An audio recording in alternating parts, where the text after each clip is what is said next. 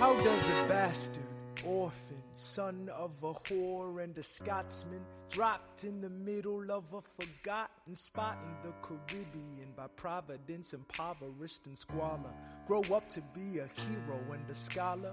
The $10 founding father without a father got a lot farther by working a lot harder, by being a lot smarter, by being a self-starter. By 14, they placed him in charge of a trading charter. And every day while slaves were being slaughtered and carted. Hello, all theater lovers, both out and proud and on the DL, and welcome back to Broadway Breakdown, a podcast discussing the history and legacy of American theater's most exclusive address, Broadway. This series is called The Big Move, and it is covering shows that were so successful off-Broadway, they just had to transfer to the Great White Way and try some luck over there. I am your host, Matt Koplik, the least famous and most opinionated of all the Broadway podcast hosts, and with me today is a dear friend, good Judy, musical maven. You might have seen him on the high seas across the country. He has worked with Natalie Joy Johnson at the Q formerly, and now who knows where, Miss J. Johnson if you're nasty, Countess Luann. Sure. Jennifer Holliday. And who do we say? Oh, Mandy Gonzalez, which is a great one for what we're going to talk about today. The show that we're about to talk about. Please welcome to the podcast for the very first time. Can't believe it's taken us this long. Brian Nash. Oh, hi. Oh, hi. Oh, hello. Hello. Oh, What is happening? I know. What are you doing? I'm trying to get the mic, the pop screen, like somewhere nice. Remember when I told you to eat the mic and you've only gotten further away from it? It's closer to me. Is it? It is. Okay, if you say so. I did school. You're terrible, Muriel. I saw that. I saw that in Sydney. Oh, really? Yeah. Any good? It's fine. Not as good as the movie? No. What? No. And you lot, what a bunch of cocksuckers. Yeah. I'm beautiful. It's fine. Yeah. It's like if Amelie was Muriel's wedding. Oh my God. Yeah, it's that tone. No, God damn it. It's fine. Yeah. So we'll see how the audio quality is on this one. Last time we used these mics was the Rent episode with our dear Judy, Adam Ellsbury. Oh, yeah. And we got, never in my life have I gotten so many reviews in a week that were all 5 stars and all were like, you need to fix the sound. And I'm like, I know. So, you should have. I do this. I do sound. Well, next time you'll do the sound. Girl. All right. Brian, what show are we talking about today? We are talking about the Hamiltons. Hamilton. That's how that goes, right? Yeah. Dun, never. Dun. Yeah, great. Hamilton. Never heard of it before in a day of my life. It's this little niche ass piece. Yeah. Never referenced anywhere. No. Never made a cent. Came and went. Dear reader. I'm just going to become Julie Anderson, Bridgerton right now. Dear breeder. Did you say dear breeder? Dear breeder. Well, no, there's none of those listening to this. Dear breeders. Yeah. No straight people listen to this podcast. No. There are some nice straight girls in Ohio. Hi, yeah. Becky. How are I you? have a few straight female friends who've been on this podcast. Yeah. They are nice to me. They're lovely. They're out there, y'all. But dear breeder, when Matt asked me to finally come on the pod, don't give me that bullshit. I've been waiting for this moment all my life. Oh Lord! So all 92 years. Yep. So Matt asked me to do it. I'm like, great. What obscure ass show we're going to be talking about? He said Hamilton. I'm like, what could we possibly say about Hamilton that has not been said? And now please tune in for the next 3 hours. Did I tell you Hamilton, or did I give you... You gave me a list. Yeah, I gave you a list. And you gave me, like... I think you pretty much just... At that point, all the other stuff you could have talked about was taken. So you just said Hamilton. I was like, I can Hamilton. I can Hamilton. There were some good options there for you. So I was surprised I was surprised you were like, Hamilton. Yeah, I mean, I know it. I know it well. Yeah. Yeah. We all do. I was doing my research this week, and I went, I don't need to do that much. We all know the show, so we can really just dissect it. I was mostly trying to get a couple of factoids about sort of the gestation process on it, and I was able to do some. Life's been weird the last couple of days, so in between researches...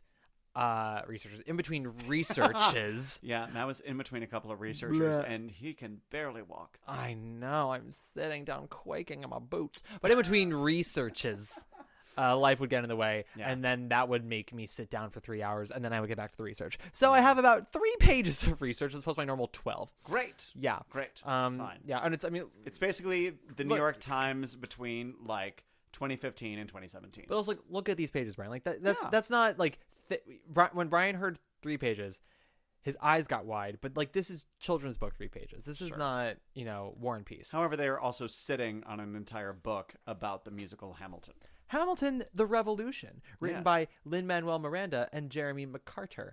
Jeremy was the drama critic for New York Magazine, I believe. That is how he met Lin, because he was a champion of In the Heights. Because Jeremy was like, what Broadway's missing? Hip-hop. It really, he goes, hip-hop is going to say the Broadway musical. Yes, the cast of Little Abner was the drama critic at the New Yorker. What was that vocal choice? I don't know. It's what it is. It's kind of like Maya Rudolph's character in Big Mouth was doing Little Abner. Oh, Yeah. Connie, Connie. yeah. I don't wear deodorant and I only take bubble baths. baths. Bubble Yeah. baths.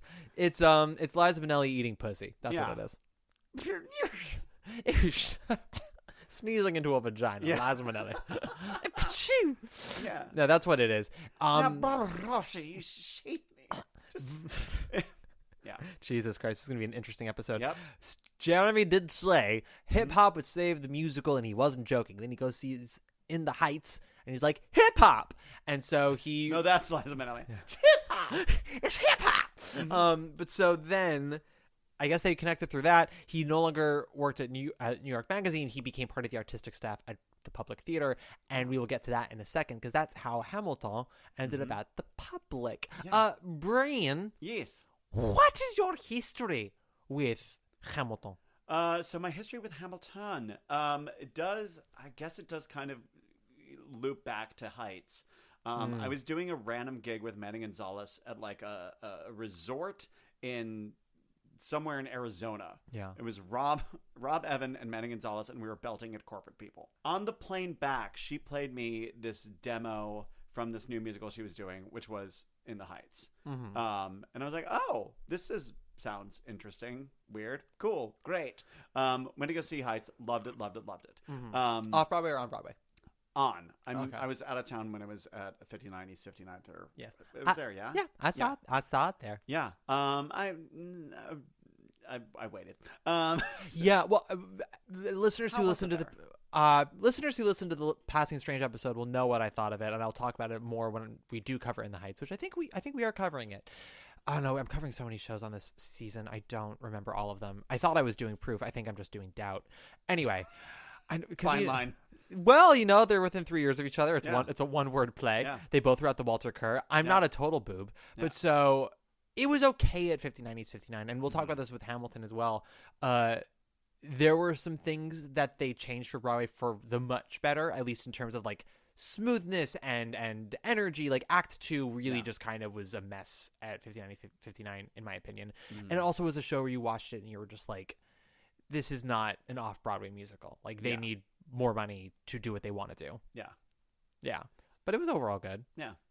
I know they replaced Breathe went in for Broadway. Yeah. It was like the My Fire Escape. Like I don't remember that. Yeah.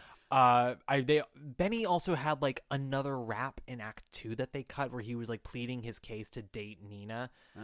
And it was called like That's What's Up or something like that. And I just remember thinking it was so corny. So they luckily cut that. Yeah. Good cuts. Good cuts. Then so when Hamilton was like the kind of Hamilton mixtape was kind of bouncing around. Yeah. Like because that's what it was originally called. Exactly. And they were doing, I think they did a couple concert like chunks at Joe's Pub. I missed that. So when they announced at the Public, I like snatched up a ticket instantly. So excited. And it was like, 9 months before the damn show actually happened. Yeah. So got myself a ticket and then lived my life.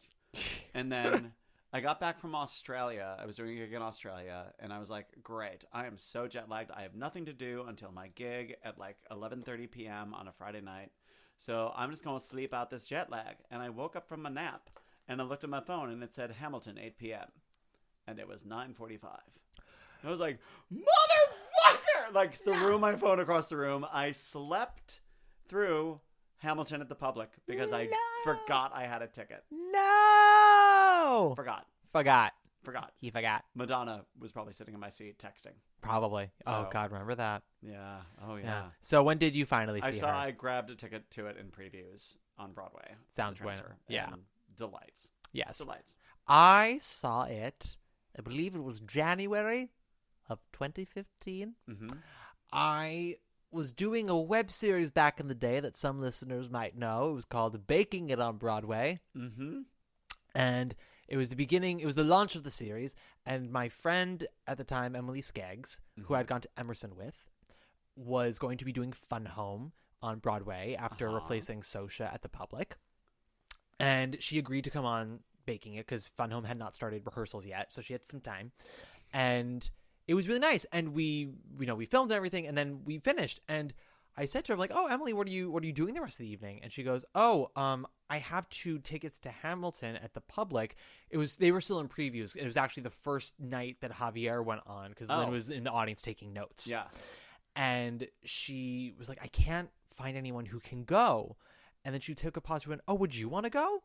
I went, "Sure.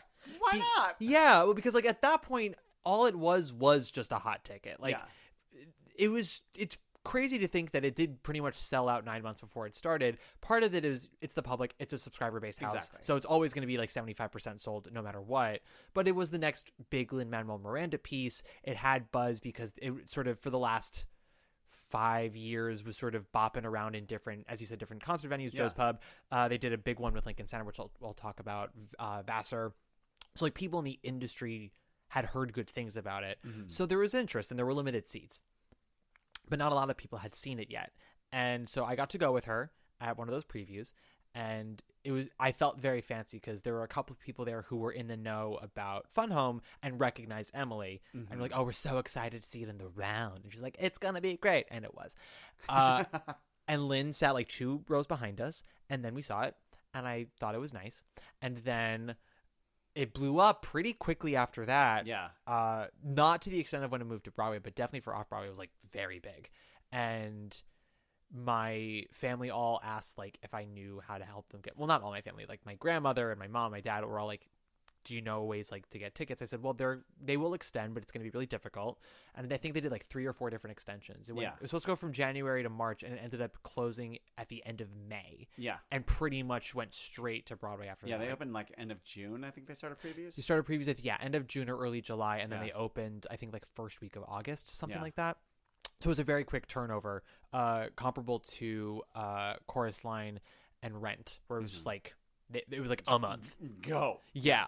And again, when I saw it at the Public, one of my big notes on it was like, "Oh, this is going to be so good on a Broadway stage," because this, whatever they fucking claim, and I don't buy it for a second, that show was designed and staged for a Broadway stage. Oh, absolutely. Because the Newman is the largest stage at the Public, but it's comparable to like, not even like the Jacobs Theater, like slightly larger than the Booth stage, I would say.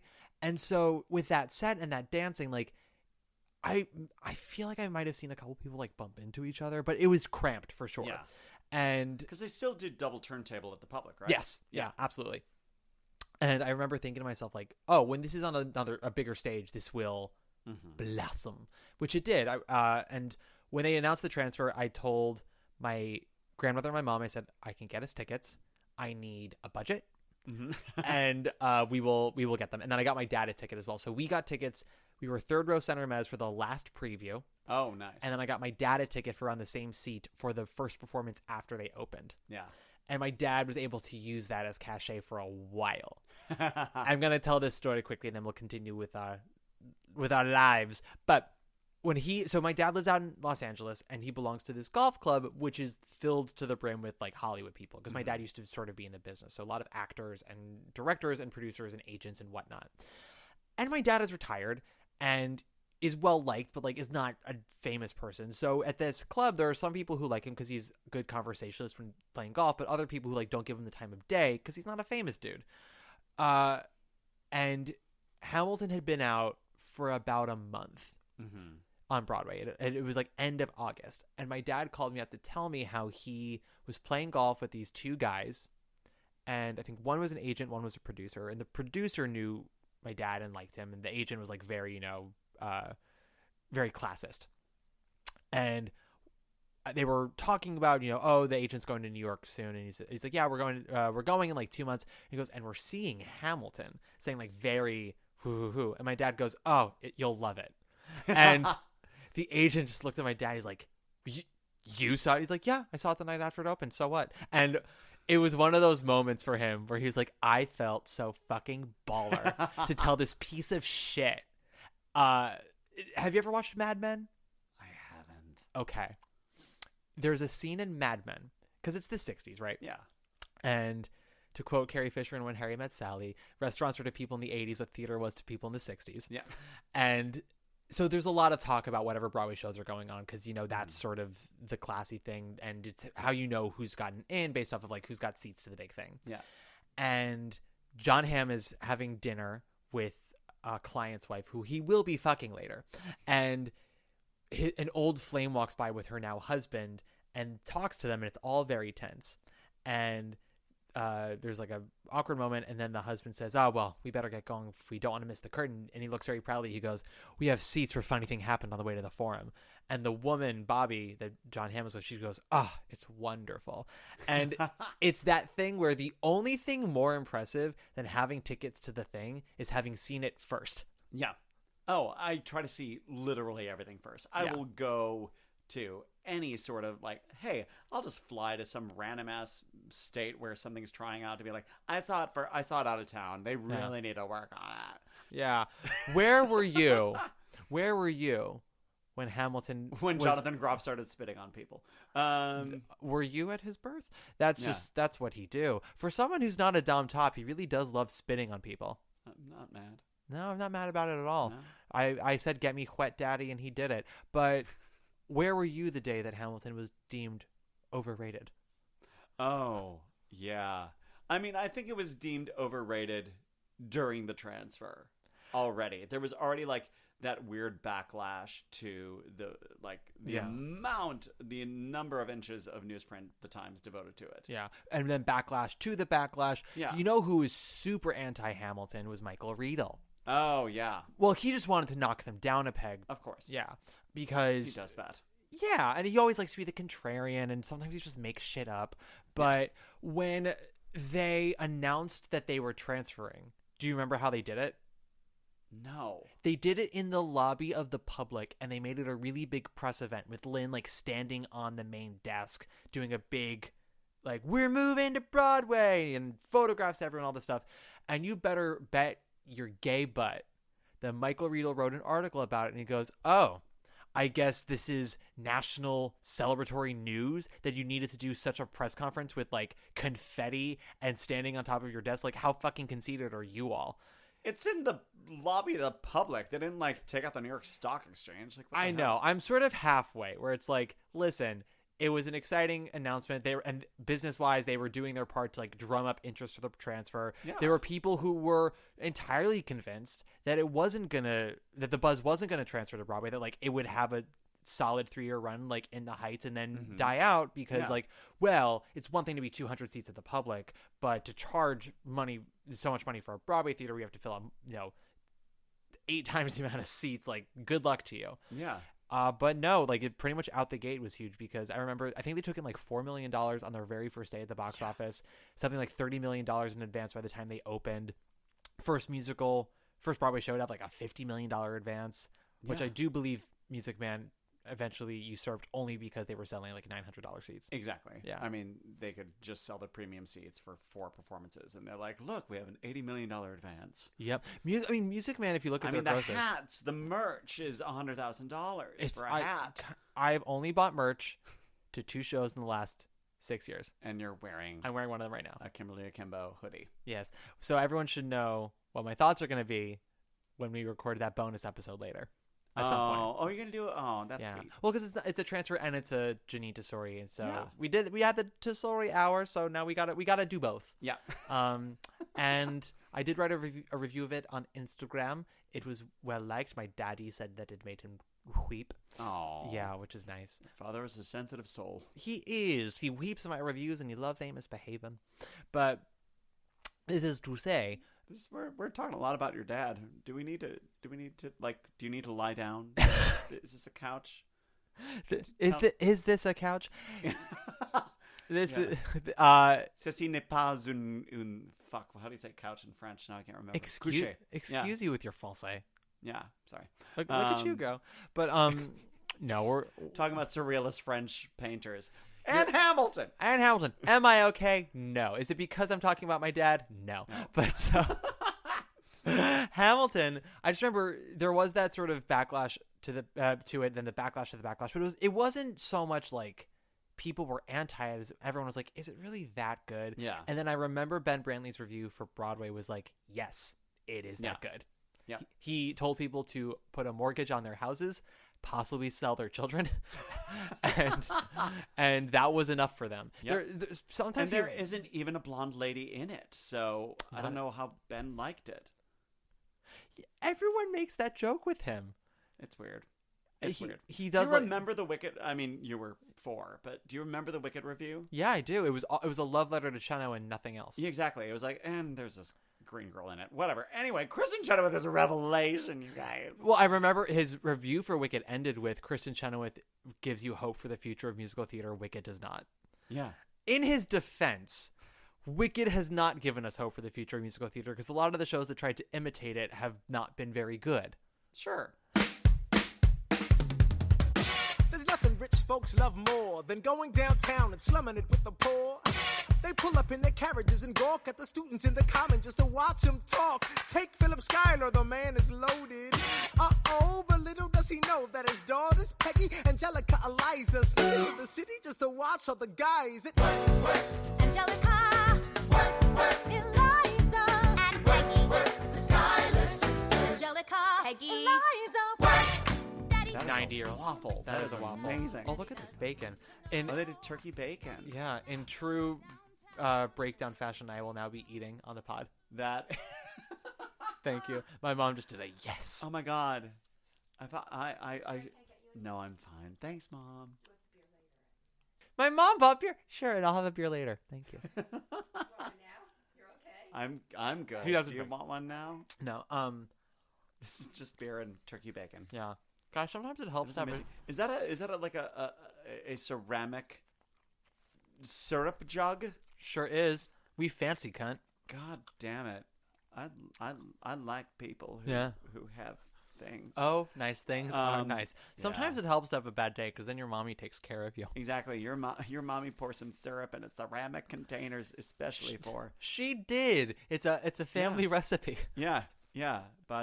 Taking the old Aunt Jemima / Pearl River Milling Company syrup and putting it in a very fancy thing. Oh, we're getting political now. Yeah. Getting political. Yeah. So did the waffle hold up, or did it get soggy? It's soggy for sure. I know you need to put it in an air fryer after it gets delivered. I love a waffle, so I'm not gonna, Well, I've heard you like to be waffled. That doesn't even mean anything. Of course, it doesn't mean anything. To How be do you think? Waffled? How do you? You can waffle. One can waffle. How do you think Urban Dictionary terms become Urban Dictionary terms? Someone says something and then just gives you a meaning, and it never had to exist before. That's how words become words. I mean, we're talking now the etymology of. Oh God, you're gonna ruin the waffle. Yeah, so there was one gig that I was doing. I don't know why we decided to Urban Dictionary everything, just turn everything that we said into an Urban Dictionary definition, and then we had to figure out why it was filthy. And this particular boat had some really delicious warm cookies, where if you timed it right, you get a warm cookie. And I finished the gig. I'm like, ooh, I'm gonna go get a warm cookie. And they're like, okay, what is the warm cookie? And I was like, hang on. Okay, you take a roll of Pillsbury cookie dough, and you shove it into someone, and then you eat it out of them, and that is the warm cookie. God damn it. You're welcome. And I'm about to fucking eat for the first time all day. Why haven't you eaten? I know you're sad inside, but, that's why. Have snacks. It's not like, no, it's not by choice. Just there are certain kinds of anxiety that just, makes your stomach nauseous all day long. Yeah. So it's just, the idea of eating was so unappetizing. It still is, but I'm able to put something in my mouth and not barf, so I'm Irish. We don't have that. You don't have anxiety Kind of stomach? like anxiety, I'm- Hebraic. I say I'm a New anxiety York stomach. Jew, baby. Exactly. I'm All of our turmoil settles in our stomach. yeah, I'm Chicago Irish, so we just suppress everything. Yeah. It's fine. But you know who doesn't suppress anything? Alexander Hamilton. Dun, Alexander. dun, dun, dun, dun. Da-da-da-da. Which, as I was doing my research, Mhm.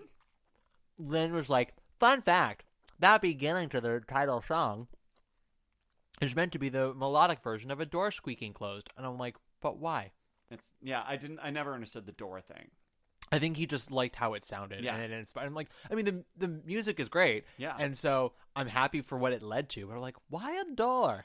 Yeah. I mean, I think the brilliance of that opening, that opening 2 bars. Yeah. Because I listened last night. He prepared. I got halfway through Aaron Burser, and then I had to go to bed. So I'm very prepared to talk about the first 6 minutes of Hamilton. Fantastic. It's yeah. only 12. Yeah, exactly. But the brilliance of that first, like, it's all Alex Lacamoire. It's all in the orchestration of it, because you have like the heaviness of the dun dun dun dun dun dun, and then over the strings, so you're getting the record scratch vibe over it. So you are getting the hip hop and the classic all together. Yeah, it does. I will say the arrangements, orchestrations for this show are brilliant because Incredibly effective. it is very well blended. Mm-hmm. Sometimes it'll flip completely into one genre and then go into another one. Sometimes it's like 3 different genres combined. Yeah. And part of it is Lynn's writing, but they are very honest in the book, in Hamilton, the Revolution, that a lot of the stuff that people really love about the score is Alex Lacamoire. Yeah. I mean, Lynn is a good songwriter. Yeah. As a composer, I mean, he doesn't have a broad language. And that's not being rude. If you ever Not at listen, all. if you listen to demos of Lynn's songs where he's the one singing it, which also, first of all, he does not have the widest of ranges. No. But so, like, the very basic song itself is not always as impressive as it becomes. Yeah. Because once you added an actor to it who has a larger range, and you have Alex Lacamoire who understands different instruments and vocal types and whatnot, it becomes this whole other thing, which we will get to when we talk about royalties later on. Yep. Yeah, the soundscape of the show is really smart and really well done. And it feels big considering how small that band is. Yeah. It's not huge at all. There's a lot that's pre-recorded, too. Yeah, a lot of it is done through Ableton, which is a, kind of program that, you're triggering click tracks and stuff that's pre-recorded and like some of the like hip hop loops and stuff like that. So all that's being triggered, in the band in real time, but it thickens the sound of it and makes it feel like a lot of it was recorded in a studio. Yeah. Which is fantastic. Oh, yeah. My one complaint about the cast album is that I wish that the drum beat was deeper, because it's a deeper drum on Broadway. That's always the case, though, is the drum on a Broadway stage is going to be darker and deeper than it is in the cast recording. It's something that Ellsbury and I always talk about with that Wild Party recording. We just wish that it was... the Lacusa? Yes. Yeah. The good one. We wish that it wasn't such like a light, like whatever it is, timpani or whatever it is. Yeah, I mean, a lot of times, especially like when you're mixing for a Broadway cast album, like it's going to be vocal forward, and then you're not going to get any of the impact that you'd feel in the theater. Yeah. Of the depth of it. The low end always gets killed. Hamilton is mixed much stronger than most cast albums, because they did kind of record it. They kind of modeled it after how they recorded the Rent album, really. Like How they record the Rent album? I mean, they recorded the Rent album like a rock album. They didn't do the, like, company, like, everyone's just in the room and we're just going to get this take. Like, they recorded the instrumentation entirely separately, really focused on that, got the band mix in, and then, like, recorded the vocals, like, a zillion takes. Just to kind of, because they knew that was going to sell like a pop album. Yeah, it's true. And it did. And the Hamilton album sold again like a pop album. Yeah, that is really something that's interesting to think about, connecting the two, because even though Rent recorded that way, I really feel like it didn't create a trend, or not an immediate trend in cast recordings. No, because it's too expensive. You can't do that if it's not going to sell 1 million copies. Hamilton, has it gone double platinum yet? I don't know, but I feel like there are a lot of cast recordings now that do have a similar blend and mix and sound. If that makes sense. Maybe they're not all recorded the same exact way, but maybe I feel like they're trying to capture a similar blend. Wicked did that. They did the instrumental tracks separately. But I mean, so many cast albums sound like there was a weird period where they just got so dry. Yeah. Drowsy Chaperone, like basically the microphone is in Sutton's nasal passage. It's so dry. There's no breath on it. There's no sort of space. And like Hamilton feels like an album that you can put on headphones and listen to and get an awareness of what it feels like in the theater, but it's not pretending you're in the theater. No, it's not a theatrical sounding album. Yeah. Nobody is giving a theatrical performance. They are basically trying to channel the energy they have on stage into a studio. So everything is tempered. Yeah.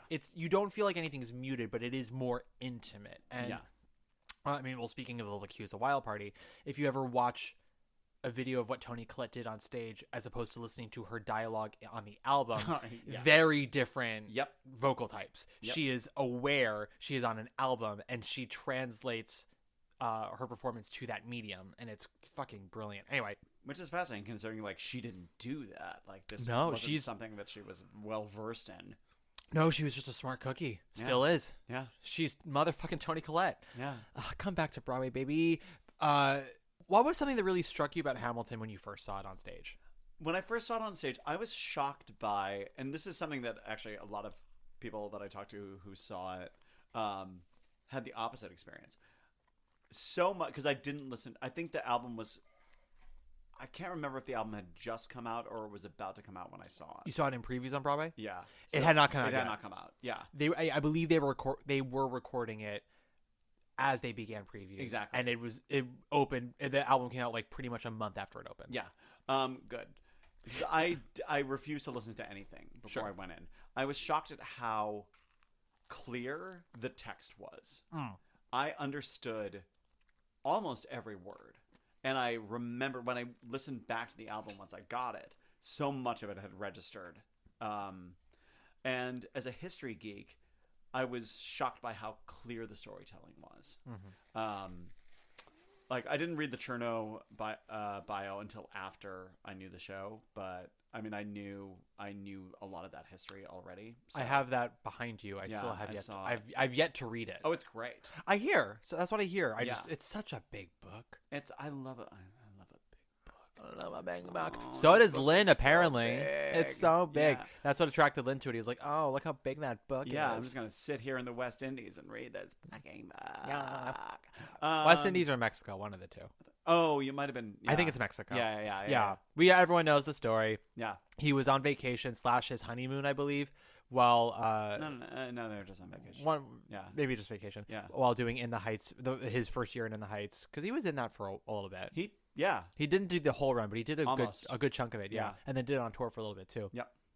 But he was on, I think, his first vacation while in the Heights, and they went to Mexico. And at the airport, he was like, "I need something to read."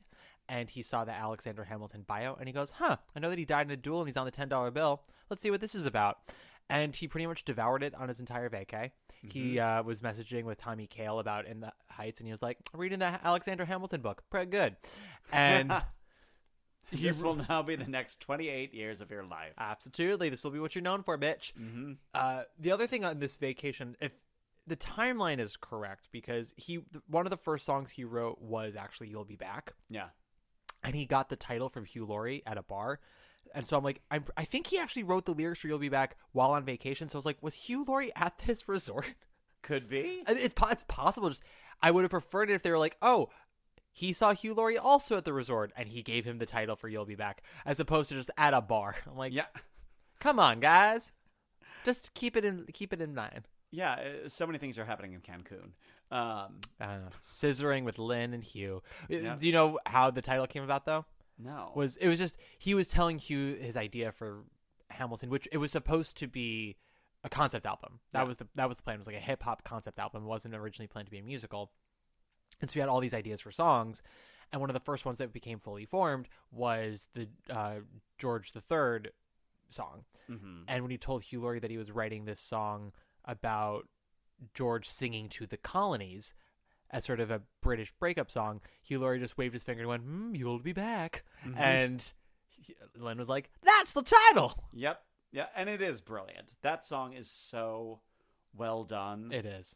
I I wish you had seen Brian Darcy James do it at the Public. know. I've since listened to it. Jay Groff was great, but there was something about this cast of, not to be disparaging, but like mostly younger talent, not some of them musical theater, but not really giving musical theater sounding performances, Yeah. much more pop, hip hop styled musical theater. And then Brian Darcy James coming out, stodgy, over 40, and singing purely musical theater sound. Uh-huh. It was like such a contrast. You're like, yeah, old ways, new way. Yeah. And Jay Groff was great, but there was something about the pop sounding of his voice where it made the whole thing just one big kind of pop wash. Yeah, exactly. And so I missed that distinction. Yeah. I wish I'd seen him do it. God, was he funny? I'm like, did I ever see him do it? I don't think I did. He did do it on Broadway for a second, though. He did. I don't think I did, because I think I got 2 Groffles and 1 Rory. Thank Okay. you. Okay. Thank you. Because it was on Broadway, it was Groffles. Randall's came in for a second. Yeah. And then Groffles came back to do the pro shot. Yeah. And then I believe That was Brian. Did he go in before Rory? I think Rory did it next, because Brian was in Something Rotten at the time. That's partly why he couldn't finish the Public extensions. Yeah. And he was in Something Rotten from. Oh, actually, no. You know what? Now that I'm thinking about it, it might have been Brian. Yeah, because by the time that the pro shot happened, Something Rotten had been open for over a year, so he probably left. Yeah, and did Hamilton, and then I think it was Rory, and then Taron Killiam. Yeah. And then Ewan Morton, I believe, with some other randoms sprinkled in. Yeah. Did Ewan do the tour? Maybe. No. Alexander Gemignani Yeah, did. it was Alex Gemignani. Well, yeah, he did Chicago. Yeah, I saw him do it. I'll bet he was good. Yeah. Oh, he was fantastic. He has surprised me in later years, because I saw him in the Les Mis, the Shrunken Les Mis, which no one really. The 22-year-old Jean Valjean. Yeah, the pingiest Valjean. I mean, no one really came off great in that revival. But I feel like there was one other. No, I think Daphne Rubin Vega was glorious. She's already had her moment in the Rent episode. We've talked about that. We don't blame her for being cast, and we don't blame her for not being able to convince the creative team to change the keys for her. No, they dropped Dream to Dream, a half step. Did they drop Fantine's death? No, they did not. They should have. have. They did not drop. You let your father stand away. My big one is, and tell Cause that I love her, and I'll see her when I wake. Look, I will accept that choice. Although I love she is nothing dying. more than a Randy Graff scream belt death. Oh, fuck. And tell Cause that I love her, and I'll see her when I wake. Her Fantine was like, my last breath, gonna make it count. Yeah. I mean, the Go for that fucking Tony. The best, which she did not get for I that, know. wasn't even nominated. Nope. Shame. Well, Kunze was, and we allow Kunze to get the nod. Yeah. But I mean, the perfect one is Henschel in the concert, in my opinion. Oh yeah, it's a perfect just balance. Yeah, you know? it's great. It's beautiful. It's she's dying. It sounds it. Debbie Byrne, who was the Australian opera singer who does it on the symphonic recording, fully like head legit flip, but for some reason seems. See how when I wake, I'm like, wake? No, no, bitch. Well, it's like Babs in Funny Girl with Cornet Man. Yeah. Silver. La.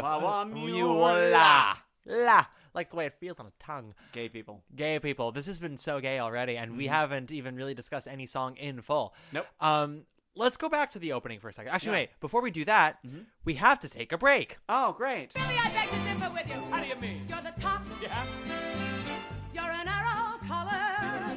You're the top. You're a Coolidge dollar. Back to the opening number. And we're back. This opening song.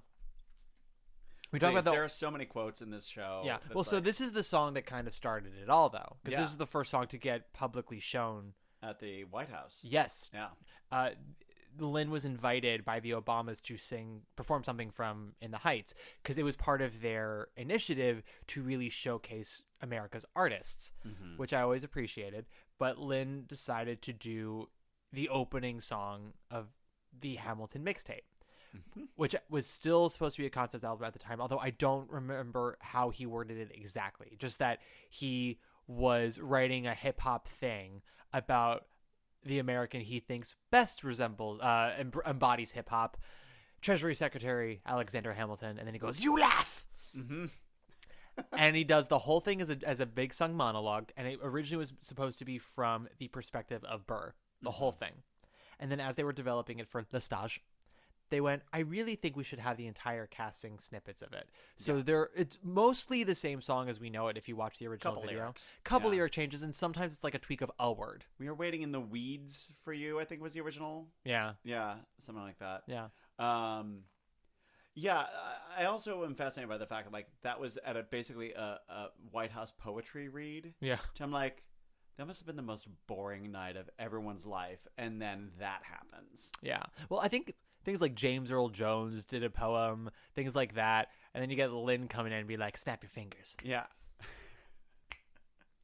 Alex is going to play on this 280-year-old piano. And now for something we hope you really don't like. Yeah. Yeah, that makes me so happy. And Michelle just is like, oh, thank fucking God. Yeah. She's snapping, and then Barack is just sitting there with his hand on his chin, being like, huh. Yeah. Interesting. Yeah. Yeah. He talks about how the sort of influence of this song comes from Sweeney Todd, which makes sense, especially because they then did this song at the Easter Bonnet, where they did the whole plot of Sweeney Todd to the song Alexander Hamilton. Yep. So it's definitely in there. And yeah, I mean, what do you think about this song in terms of how it opens the show? Do you think it's effective as an opener? Do you think it's what do you think?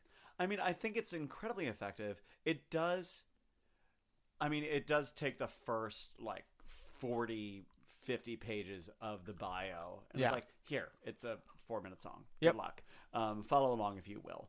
But I think what really makes it land is the choreography. The way that Andy storytells through the choreography makes this onslaught of words kind of register more fully. Which is what good choreography should do. And doesn't always. No. I would maybe say not even always in Hamilton. No, sure. I have one major complaint about the Broadway production of Hamilton. It's that I do think it is sometimes overstaged / choreographed. Sure, but I feel like the moment that is, the most overstaged is so effective that I'm too delighted to care. Sure. We'll get to the moment that I think is too much. I'm assuming it's the same moment. Go on! Possibly. Yeah. I'll give you a hint. It is in Act 2. Oh, maybe not then. Maybe not. Yeah. I mean, there are other times where I'm just like, that's a lot of choreo, but it's effective. Sure. This is a moment where I'm like, oh no, the ensemble should not be here right now. But oh, okay, yeah, I got you. I remember thinking at the Public, I still thought it on Broadway. I still think it today. It's not that it's a flaw. It is a very strong opening number, and does all the things it needs to do. But My Shot is really just such an epic song that I remember at the Public at intermission we were all like, that second song was better than the first one, right? And which is really kind of a blessing. It's great luck to have a really strong opening and then an even better second song. But at the time, I remember a lot of us were like, should My Shot be the opening number? It felt so Pagow! It is. And there is one moment in the opening number that I think is absolutely unforgivably bad. Oh. And it's Lynn's first line. It's for a show that has such clear and well-written rhymes. To go, Alexander Hamilton, my name is Alexander Hamilton. There's a million things I haven't done, but just that doesn't rhyme. You have to really force the Hamilton. You have to Hamilton. Yes, but they don't say his name that way throughout any of the rest of the show. Just for the opening. It's fully and just in that line. Yeah. And he kind of doesn't do it. And it's just such a very fully, nobody in all of Oz, no wizard that there is, or Waz. Yeah. Where they make them say Waz because otherwise it doesn't rhyme. Yeah. It's, Waz. Oof. Yeah. It kills my soul just a little bit. Especially because Lynn also just totally misses the note. Yeah. There's a million things I haven't done. Yeah. I'm like, what? Well, and he said that the melody line for Alexander Hamilton comes from the fact that like every time he would just hear the name, that's how he would sort of say it to himself, Alexander Hamilton. Yeah. And like, yeah, no, it fits. It's a very melodic name. But yeah, listen, Lynn will be the first one to tell you he's not the world's best singer. No. No, and it's. I thought that's. I will say, I remember seeing when I finally saw the show on Broadway, I was like, oh, someone took a voice lesson because there was a greater heft to his voice than when he did in The Heights. But yeah, like for something like that is a very precise melody, that is the name of the show and our protagonist. It helps to have someone who's really hitting dem notes. Well, and even on the album, when it's like, honey, do it again. Yeah. Like, if you can't adjust it in Melodyne and, like, fix the damn, like, auto-tune it and there's a million things I haven't done. Yeah. But it's probably like, million things I haven't done. Yeah. He, like, kind of talks it off the ledge. I don't know. Maybe they're like, it's real. It's human. It's real. Yeah. It's raw, baby. Yeah, the number of times I've said that in the studio and then instantly regretted my choice when I get the album back. Yep. Happens a lot. Happens all the time. Yeah. The life of an artiste. Yeah.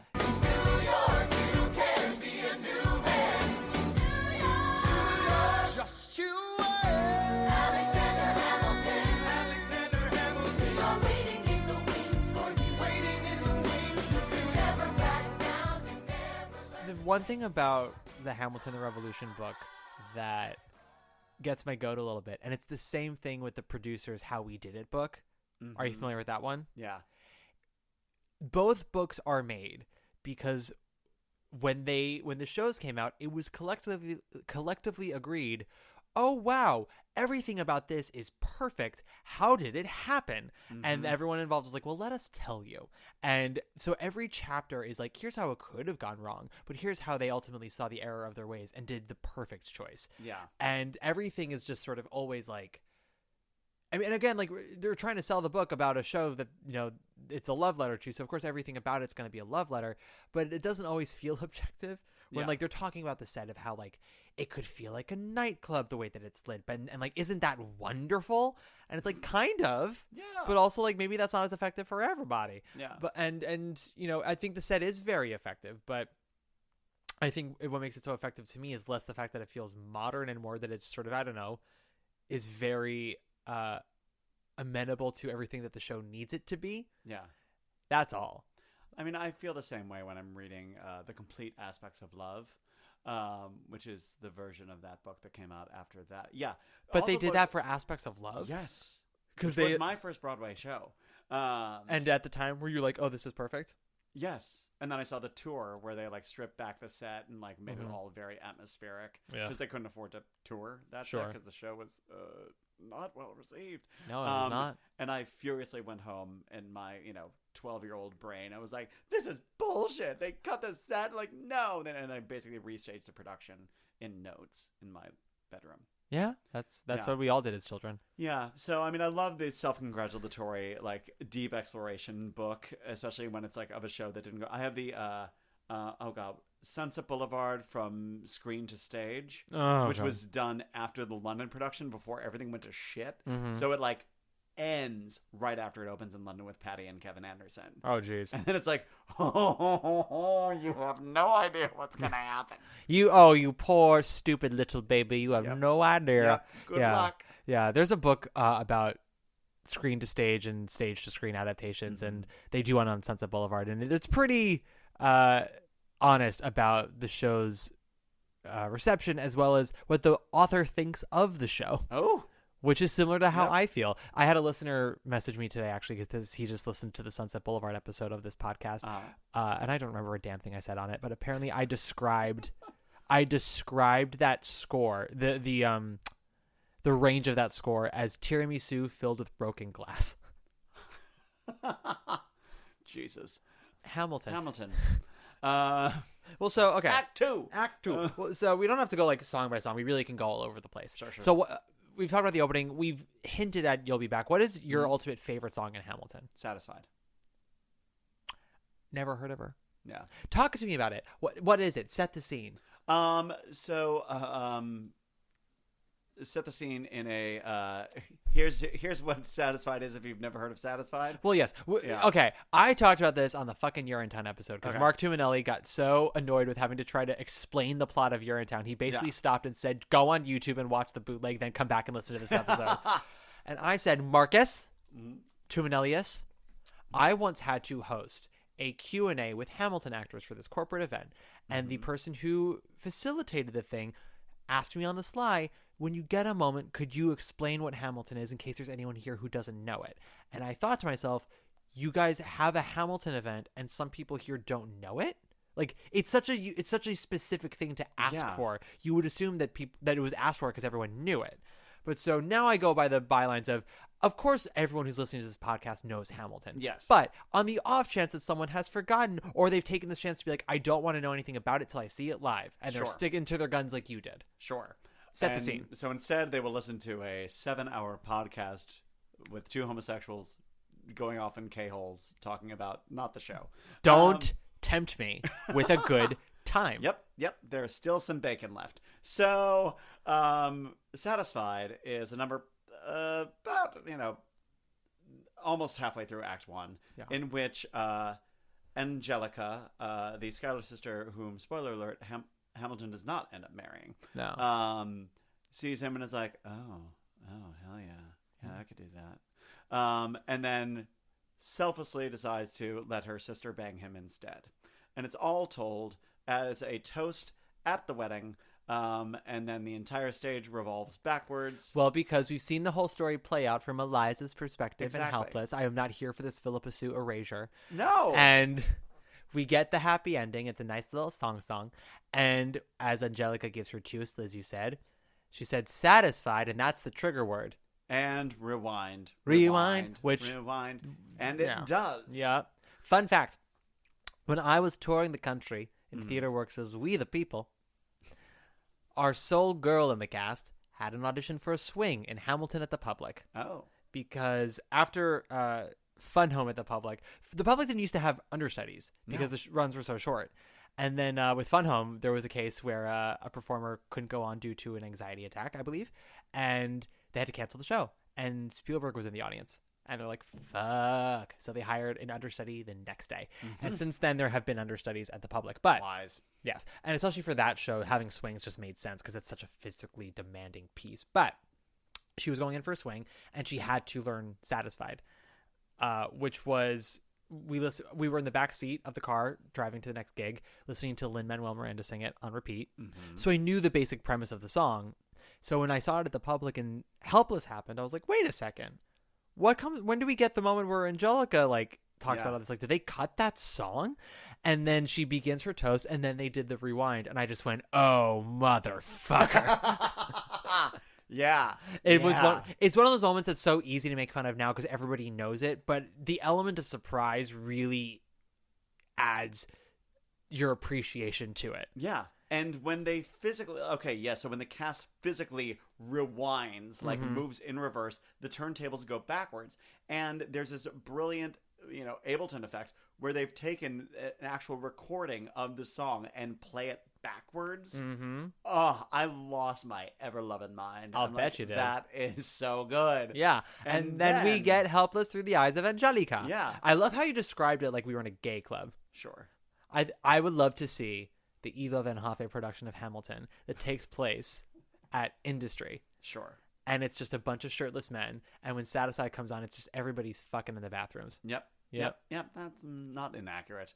No? And there are remixes, so I'm sure that's happened. So this is what it feels like to match wits with someone at your level. What the hell is the catch? It's the feeling of freedom, of seeing the light. It's Ben Franklin with the key and a kite. You see it, right? The conversation lasted 2 minutes, maybe 3 minutes. Everything we said in total agreement. It's a dream and it's a bit of a dance. A bit of a posture, it's a bit of a stance. He's a bit of a flirt, but I'ma give it a chance. I asked about his family. Did you see his answer? His hands started fidgeting. He looked askance. He's penniless. He's flying by the seat of his pants. Handsome boy, does he know it? Peach fuzz, then he can't even grow it.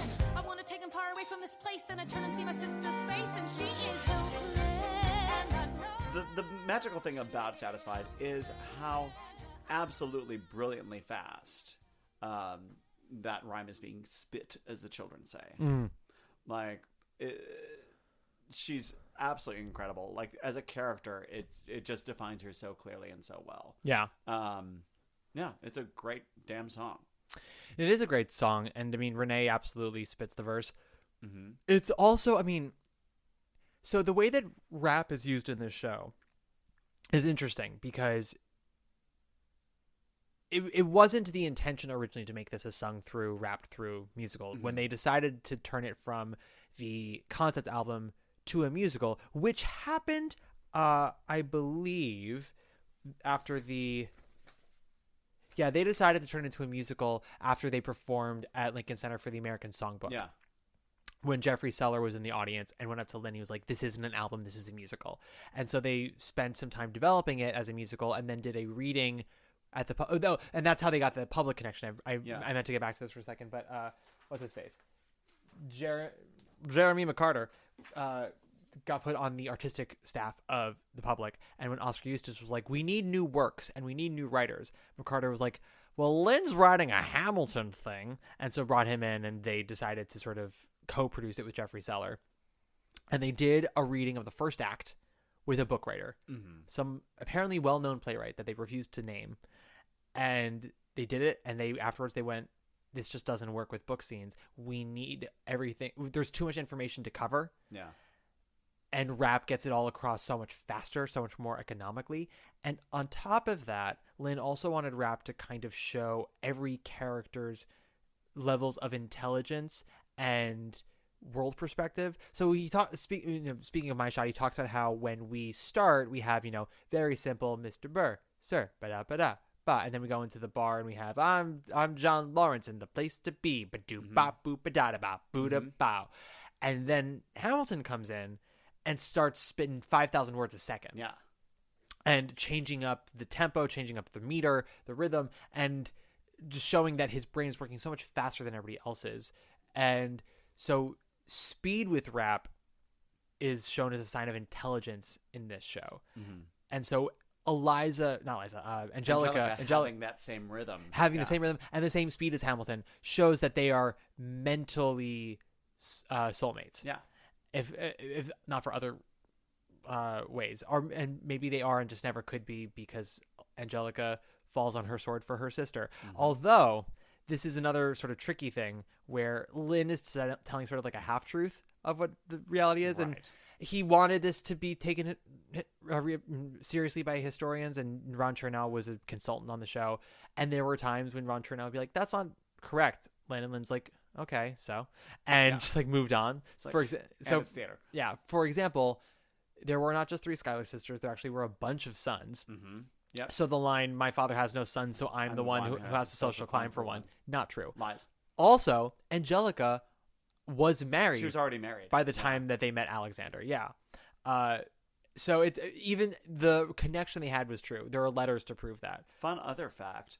Aaron Burr, his previous duel was with Angelica's husband. Ha! Like 5 years before the Hamilton duel. Yeah. And what's ironic is that before that, Burr was on record as to hating duels, thinking that very anti-duel. Yeah, thought they were stupid. In fact, stopped a couple, and yeah, Lynn was like, clearly he changed his mind eventually. But that is in the show during the 10 Duel Commandments. Is that what it's called? Yeah. Yeah. So can we agree that duels are stupid and immature? Yeah, something like that. Yeah. Something in ruinous. Okay, so we're doing this. There's so many words to know in this show, guys. Pardonnez-moi. But yeah, so the speed of which is impressive, just on the talent level, but then also what it means for the character of Angelica, which I really appreciate. And it takes its moments to stop and reflect, which I really enjoy. And it doesn't, I don't know, there's like no blame in the song. It's just what she's chosen to do. Yeah. And she'll have regrets about it, but ultimately she is happy with the choice she made, I guess, because she loves her sister more than her own well-being. Yeah. Which is martyrdom if ever I heard it. Yep. Noble. What is your favorite song in the show? I hate to be that bitch, but probably Schuyler Sisters. Yeah. And it's really fun. Yeah. And also, I mean, I remember seeing it at the public and thinking like, that's cute. And then it was like 80% the song that it became on Broadway. The vast majority of it was the same, but there were just certain tweaks they did, how to build it. They added all the harmonies for the three Schuyler sisters because that was their vocal warm-up backstage to sort of be in sync, was they would do 3-part harmonies in their dressing room, and Lynn heard it. He's like, we got to include that. So that became part of the song. And so by the time it got to Broadway and was sort of rebuffed, it became like my absolute favorite song. I'll never forget where I was when I first saw Leslie Odom Jr. do The Room Where It Happens. Oh, and there are certain moments at a show where everyone in the audience has the same collective response, and to a specific moment, not like a button. But so I can recall seeing Kimberly Akimbo at the Atlantic, and Victoria Clark singing, "Getting older is getting older is my affliction. Getting older is your cure." Sure. Yeah. And everyone just going, "Ugh." 300 people just going, ugh. Strange Loop at Playwrights Horizons, when Larry Owens as Usher says, "You wanted a gospel play. This is the only way I know how to write it." And everyone just went, ugh. And then Hamilton, when Leslie Odom Jr. is doing No One Was in the Room Where It Happens, and then it gets to the "What do you want, Burr? What do you stand for? You get nothing if you just wait for it. What do you want, Burr? What do you want? I want to be in the room where it happens." And everyone just went, oh. Because the entire thing just felt like, a classic narration. Yeah. Yeah. Che Guevara singing about money kept rolling in or whatever. And then this is where Hamilton does Evita better, is whereas Che is just always the narrator, this relates back to Burr personally as a character and gives him motive for the rest of Act 2. Yeah. And we've spent all of the show leading up to this, so it's earned. And so to hear that moment come, and clearly no one expected it, and we're like, oh. we all just realized that's what we're doing in this song. I love it. Also, there's a banjo. There is a banjo. Oh god, I love the banjo. And that was their audio promo when on the radio when the show was going to Broadway. They just played a little bit of Room Where It Happens with the banjo, and everyone was like, what is this score? Banjo for the first time in how long? Probably since Big Motherfucking River. Yep. And I'm here for it. My also hot take, by the way, apropos of nothing. And we'll get into it further with Disney Plus, but the B-roll footage of the show, which they released in full pretty soon after the show came out. Oh. The show, the way that this show teased material and kept itself in the media is pretty fucking brilliant. And one of the things they did was they pretty much released, they had no B-roll footage for a couple of months. Yeah. And then they released all of it on YouTube like 5 months in. Really? Yeah. Yeah, you can watch it. It should still be up there. I think that the B-roll footage is better shot than the pro shot. Disney Plus? Yeah, than the Disney Plus. Absolutely. I think that it's edited together better. You see certain things better. Yeah. I mean, the use of Ariana is incredible. As the Bullet. Show. Yeah. Yeah. Like, that's just really fucking brilliant. I mean, she's like kind of the angel of death. Yeah. Yeah. Yeah. And just it's wicked smart. Wicked smart. It sounds like a fool's errand to say what's your favorite Hamilton song, because there's so many to choose from, and when we say favorite, you're not always saying best, right? And True. And I feel like people choose their songs like, what's your sign? They think it says something about them. If you're like, oh well, my personal favorite song is, Stay Alive. I know it's only 40 seconds, but I find it very moving. Yeah. I'm like, go fuck yourself. Although I am down. Yeah. Skylar Defeated. Like that's my damn jam. I mean, I am the same way about I think what is it called? Merci beaucoup, Monsieur Godard in Passing Strange. That is my favorite song, and it is only 2 minutes of just la la la la la la la la la la. But at least in my defense for that one, she is a bop. Sure. Skylar Defeated is not a bop. It's not a bop. It's a reprise. Sure fucking is. Yeah. Yeah. Also a lot of musical theater references in this show. So many. 1776. Last 5 years. Camelot. There's apparently a Les Mis reference in Story of Tonight that he deliberately doesn't say what it is. There was or maybe it was on Twitter that there was some kind of quote, a Les Mis reference in Story of Tonight, and I don't know what it is. And I know Les Mis like the back of my goddamn hand. I know Les Mis like the inside of your butthole, which is to say not at all. which is shameful. Yeah, it's a shame. you Listen, homophobia oughta- comes in all shapes and sizes. You ought to get to know the inside. I mean, you ought to get Les Miserables. You ought to know Les Miserables. I know Les Miserables better than I know my own family. Yeah. It's to the point where I have made a case for the melodic repetitions in the show, as I think that they all make sense. They're leitmotifs, of course. Yeah, but like how people complain with Andrew Lloyd Webber and when he repeats stuff, and Yeah. and I think there's an argument to be made against him sometimes. Some of them work, some of them don't. Sure. Les Mis, I think like 98% of the motifs being reused work. Yeah, I mean, same thing with, honestly, Aspects of Love. But I'm not that familiar with it. Isn't there like a whole Richard Steve bit about pancakes? no. I could have sworn there was. No. Pancakes? No. Someone mentioned something about like, I don't know, something about cooking something. Yeah, no, there are a bunch of food things. Oh, a lot of food Yeah. things. Okay, but not pancakes. Armagnac, yeah. There's a lot going on. I mean, I guess you could say the very beginning of it has a little drink with me vibes. Yeah, but I mean, he's like, there's like a direct melodic quote. I'm like, I don't know what you're talking about here. Na, na, na, na, na, na, na, na, da, da, na, na. No. Da, da, da, da, da, da, da. Yeah, I don't Da, know. da, da, da. He was basically challenging people Ba, ba, to da, find ba, all the ba, references ba. on Twitter. Uh-huh. And he's like, no, there's a Les Mis quote in Story of Tonight. I'm sure he thinks there is. I'm like, I don't know that that's the melody that you think it is. No, he also, I mean, he forgot that there were Schuyler brothers, so who's to say? But I mean, he does have a very encyclopedic knowledge of musical theater, and there Yeah. are certain shows that he is very passionate about. Yeah. Les Mis, Rent, Sweeney Todd. Mm-hmm. So yeah, I mean, I like having the Camelot reference, c'est moi, and Yeah. nobody needs to know. Yeah. I mean, the Les Mis is kind of referenced just in sort of how the show moves, though. Yes, it does feel very much. I mean, notwithstanding the turntable. But the turntable though, like Yeah. it's a 3-part turntable. Yeah. Not something you see very often. We have it with Hadestown, but that's, again, it's rare. Usually turntables are just like the one piece. Yeah. Not often do you see a 2 Yeah. piece or even a 3. Yeah. And it does really help the momentum of the show move Yeah. the way that it should. I remember, and this is an example of sometimes people being passionate but stupid. And when Hamilton was going into the Rogers, it was coming in right after If Then. Mm-hmm. Oh God, yeah. Her. And somebody asked on the lines I guess not knowing that Hamilton had already been off Broadway or whatever, but they said like, so Hamilton's going into the theater that If Then was in. Is the turntable like a reference to that? Did they? If Then. Yeah, like did they just keep the turntable? And pretty much immediately the response was like, that this show has been in development since before If Then came out on Broadway. That Yeah. it's also that like it played for months before it moved to Broadway. Oh, and by the way, it's more likely a reference to Les Mis' turntable than to If Then's turntable. Yeah. I don't think anyone is using If Then as a reference for anything except for a very niche play off Broadway. Which I saw. Yeah. How was that?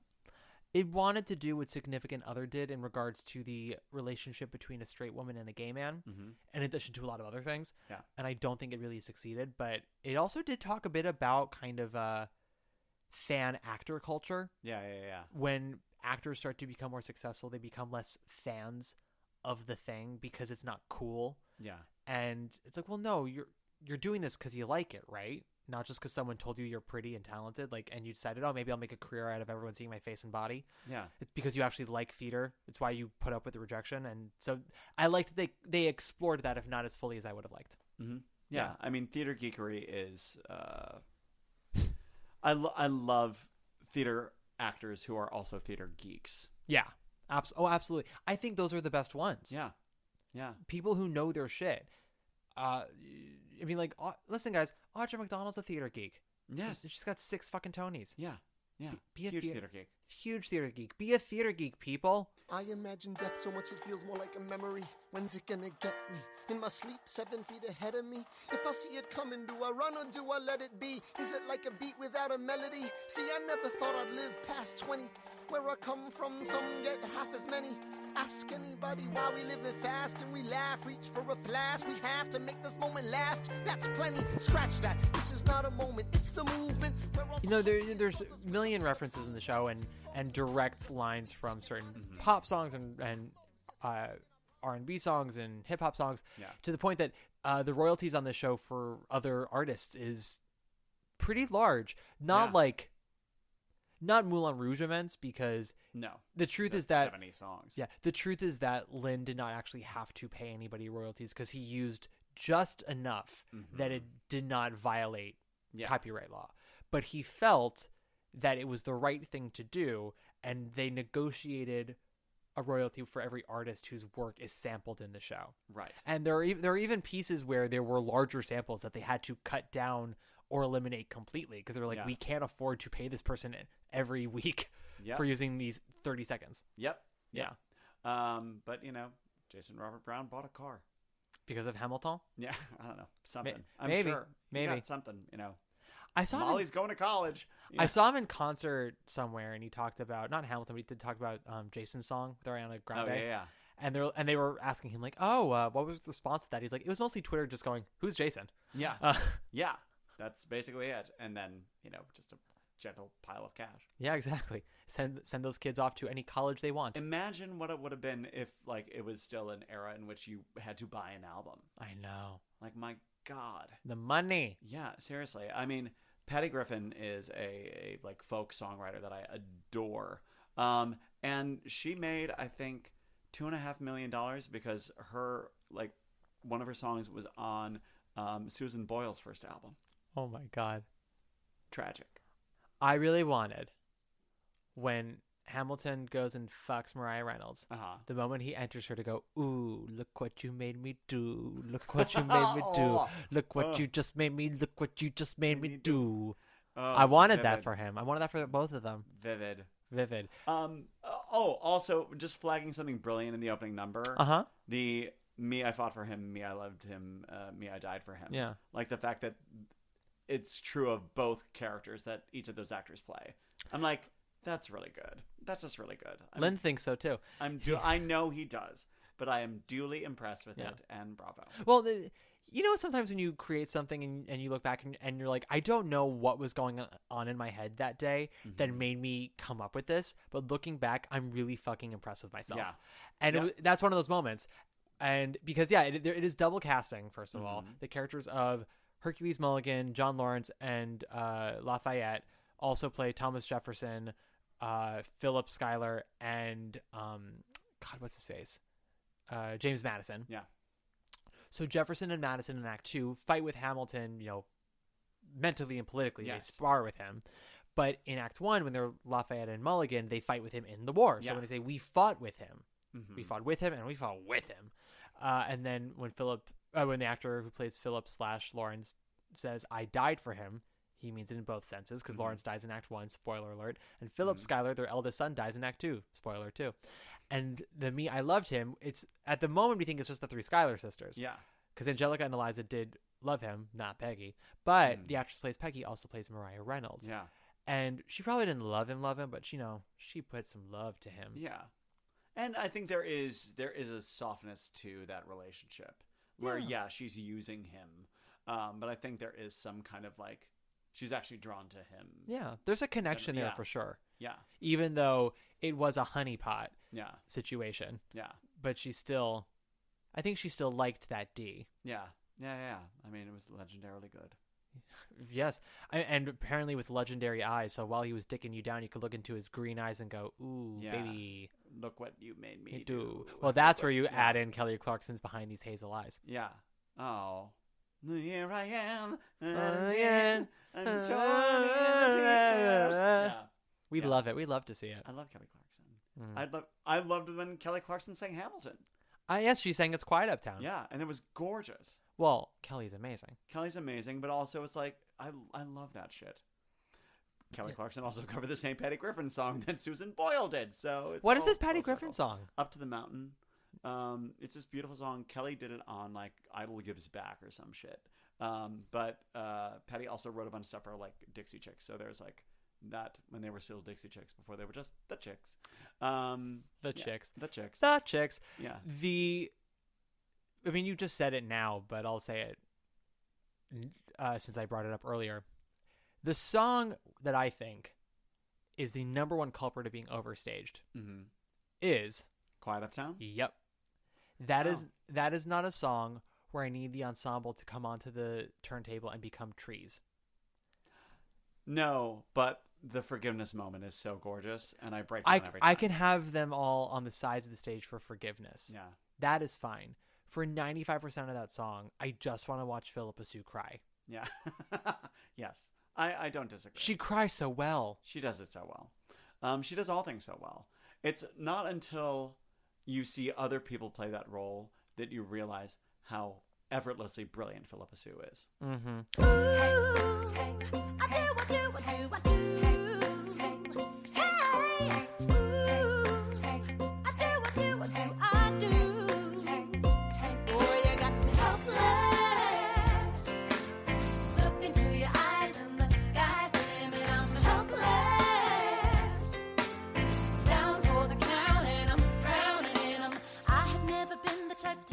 Yeah, as we were saying before, some shows moving from off-Broadway to Broadway just get better. Yeah. Sometimes it's a simple matter of like being in a larger space, like Hamilton allows it to breathe. Some shows like Fun Home and Kimberly Akimbo just, use the time that they have in between transfers to really kind of fine-tune the show and rethink it. Fun Home rethought its staging and design, which was just I loved it at the Public, and then I saw it on Broadway. I'm like, how dare you make this go from a 10 to an 11? Yeah. And Kimberly, they don't do any major overhauls. I think the Act 1 finale is different. Yeah, same staging, just different song. Yeah. But it's essentially the same set. They just sort of, there are more hydraulics in it now. It flows a little bit better. It's just like they would trim things here and there, so we would get to bigger moments faster, and the whole thing just flows better, and it's bigger, and it's more confident, and it's such a wonderful show. Yeah. Details of that to come. But with Hamilton, it's the same thing where like most of the changes for Broadway were either like beefing up certain songs or like trimming here and there. Lynn had a very famous tweet when the show was in previews. He said, "We've come to the point in previews where we put down the pencil and pick up the knife." Yes, true. Adams' administration went away. Yeah. There was that one moment in Skylar Defeated where Eliza has like this whole other scene that I recently listened to, and I'm like, oh, this kind of really beefs up Eliza. Yeah. And kind of shows how involved in his career she was. Yeah. Where right now in the show, she does feel a little bit like, stay-at-home milquetoast wife. Yeah, she becomes in that show just like such a beacon of goodness and like support. It's that when there's Natalie Walker had that like famous Twitter sketch where she was like, woman in Oscar movie watching husband make history, and it's like her on the couch like watching the TV as her husband makes history and like looking off screen. She's like, I'm fine, he did it, he made the history. And it's basically what's her face in Apollo 13. But that's often Eliza of like, my husband, the genius. And I think what the show does really well is giving Eliza the last word. Yes. And sort of, this person who all we've ever known of her is that she's sweet, ended up outliving everybody and doing so much with the time she got after Alexander died. And that's really lovely. But I would have liked some more moments in the show that gave her edge. For the most part, we just see her either be silent, quietly happy or silently suffering. Yeah. Just quietly devastated. Yeah. And beatbox once. Yeah, exactly. I think the cut, like now that I'm thinking about it, it does make the ending more effective because we haven't seen her kind of assert herself. So seeing her kind of go down and try to smooth things over with Burr after he defeats her father, it's interesting. And Burr looking at her and being like, yeah, you need to take a page out of her book to Alexander. I kind of loved that moment. Yeah. A lot of the other cuts, I'm like, that could go. That's fine. Something that Lynn talks about in the book with Angelica is like, Angelica is a top flight mind in a society that won't allow her to flex those muscles. And it doesn't feel like Eliza's given the same attitude or like Angelica's the brain, Eliza's the heart. And I think Eliza is smart. She just, she makes choices that maybe not every so-called smart female character in a musical or who we're meant to believe would be smart would make. Yeah. And I think intelligent people can make really heartfelt decisions sometimes. intelligent people can make stupid decisions. But because she leads with her heart, I feel like the show sometimes frames her as less intellectual, less intelligent. Yeah, because I don't know, the ending, like, it shows how much she was capable of, but I don't feel like it always relates to her mind. It's more like, again, it's her passion, it's her heart, and it's all connected to Alexander, my dear Alexander, which I did read the first chapter of the book, of the biography, because I think the first chapter is her. It's like it's her towards the end of her life, and it's she's blind at this point. She's super fucking old, and like all she can talk about is Alexander. Right, and he'd been dead for like 40 years. Yeah. Okay. What is your interpretation of the last moment?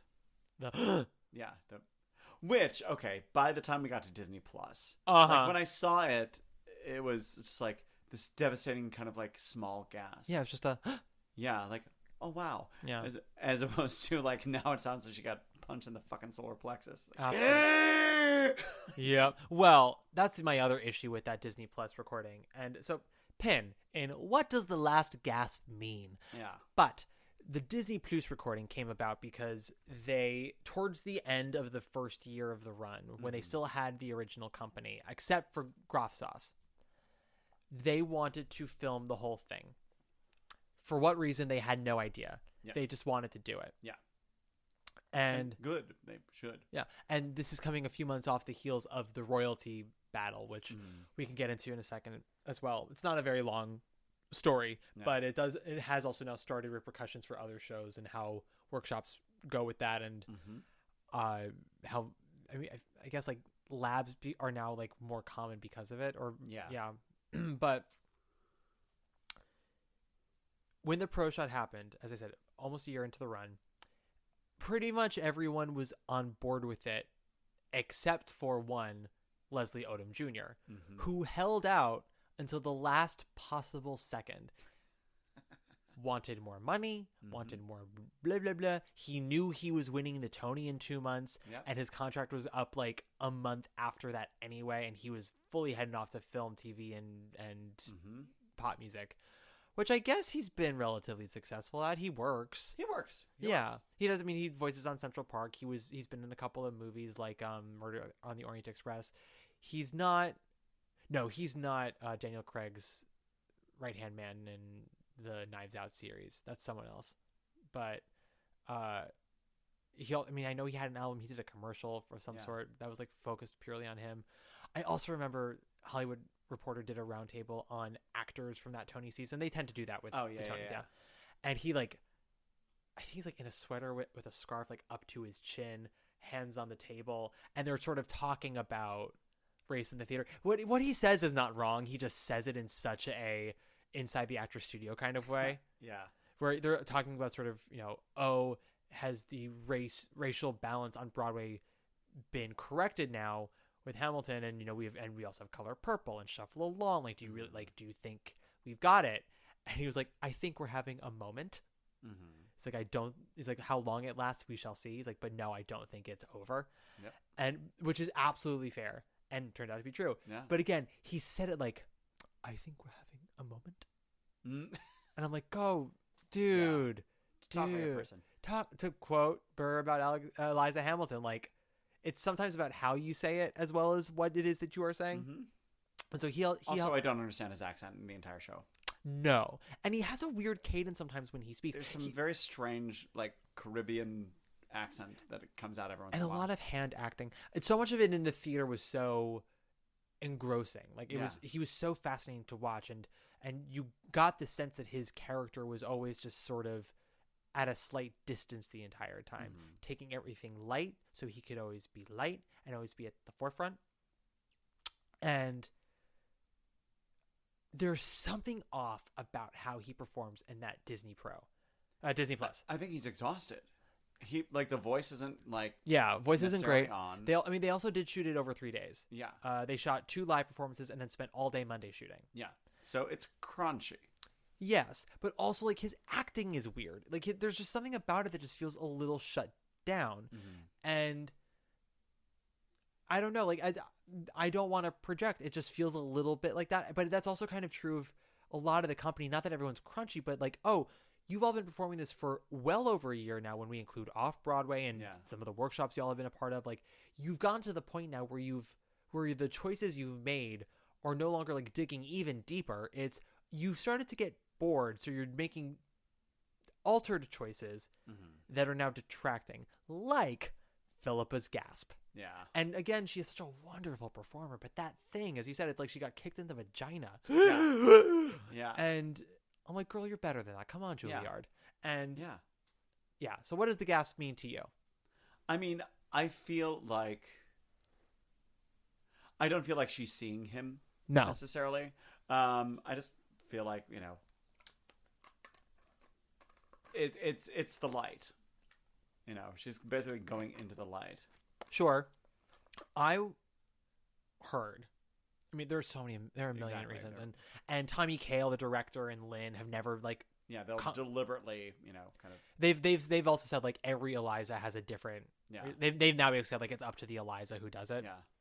What it means, the interpretation that I heard that I liked the most, and it was really the kind of the first one out the gate, and it's what I do think Philippa originally was doing, was that it was no longer Alexander guiding her into the light, but Lin-Manuel Miranda guiding Eliza to the front of the theater and recognizing before she died what everything she and Alexander did led up to. That all these years later, there are 1,400 people in front of her who just sat and watched a musical about her husband's life.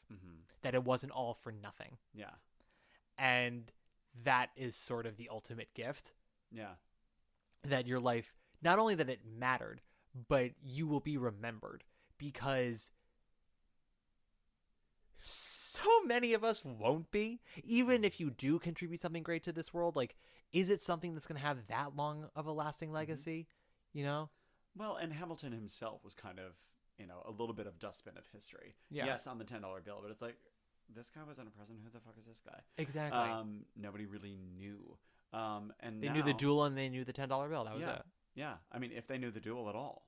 Just like there was this guy on the $10 bill. Oh, I remember the duel in middle school. Yeah, I mean, I know it because I like this shit, but like, I don't think any normal human being on Earth would just be like, oh yeah, Alexander Hamilton, he got killed in a duel and was on the $10 bill. Meanwhile, now... What's your accent? How dare you come from my accent work earlier? I wasn't coming for it. I like a weird vocal choice. But like, that suddenly, now there's a full neighborhood in New York where basically it's Hamilton Heights.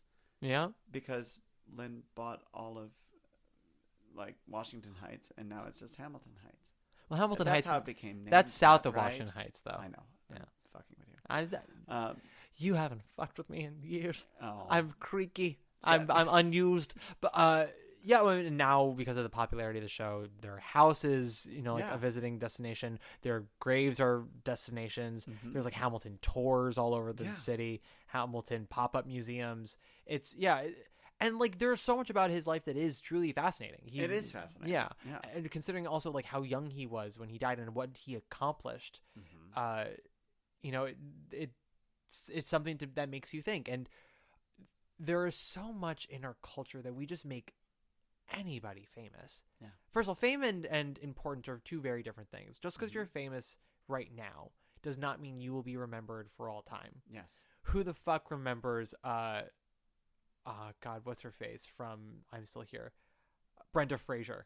That you know, the ultimate like it girl for a year, like that big debutante heiress or whatever, super famous for 2 years. Yeah. By 1975, everyone's like, who? Nicole Richie. Yeah. Was the most famous human, you know, next to Paris. For, you know, a good 3.5 years. Tara Reid. Oh, Tara Reid. Tara Reid. But I mean, we're also naming just women, but all these people, like, I hate to sound this kind of morbid, but like when Kim Kardashian dies, how long before the majority of people just go, wait, who? Yeah.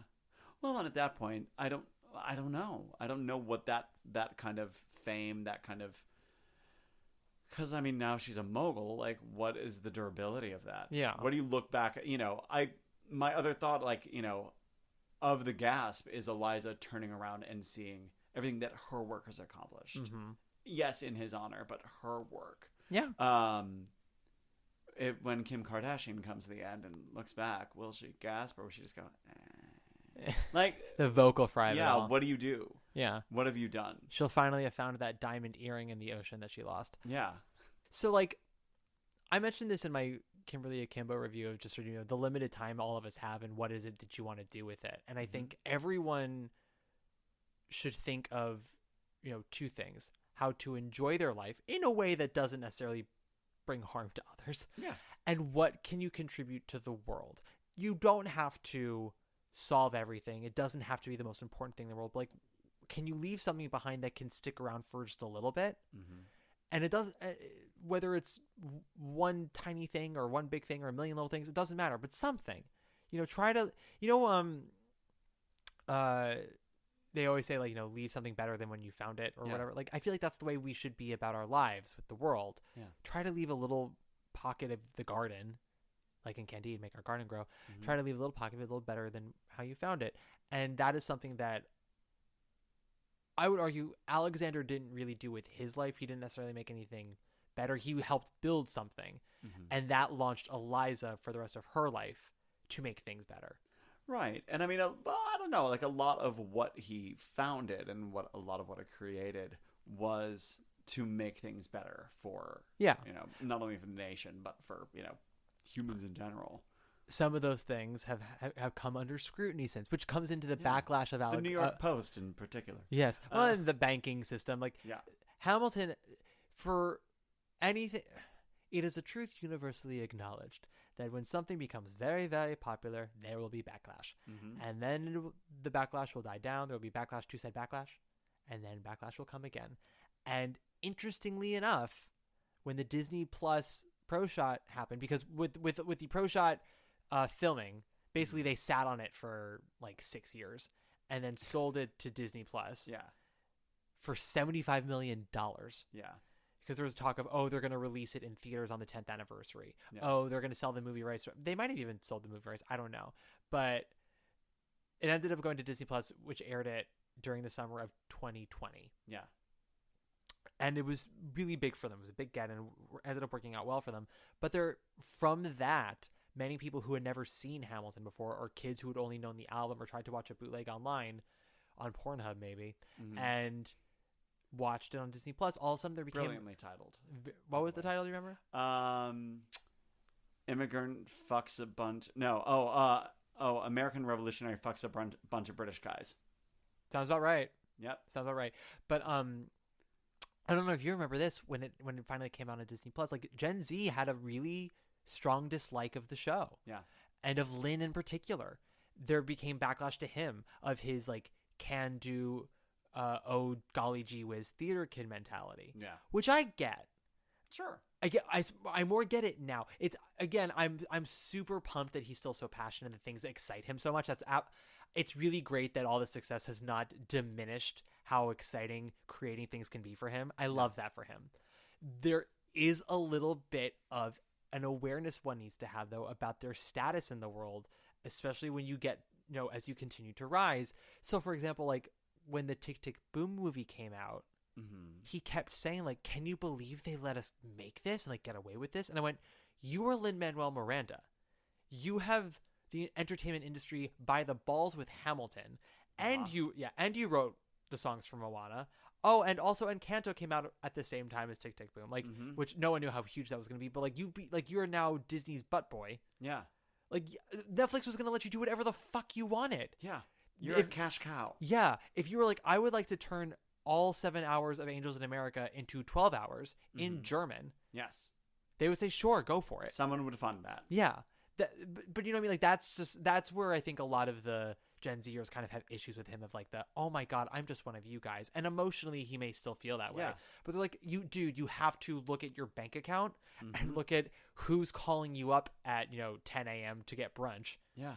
Before you say you're one of us. Yeah. Yeah. And then the backlash of the show when the Disney Plus stuff came out. Do you remember what this was? Kind of. It was I think a little silly, just because it was something that's like, it was a complaint more about history than it was about the show. Yeah.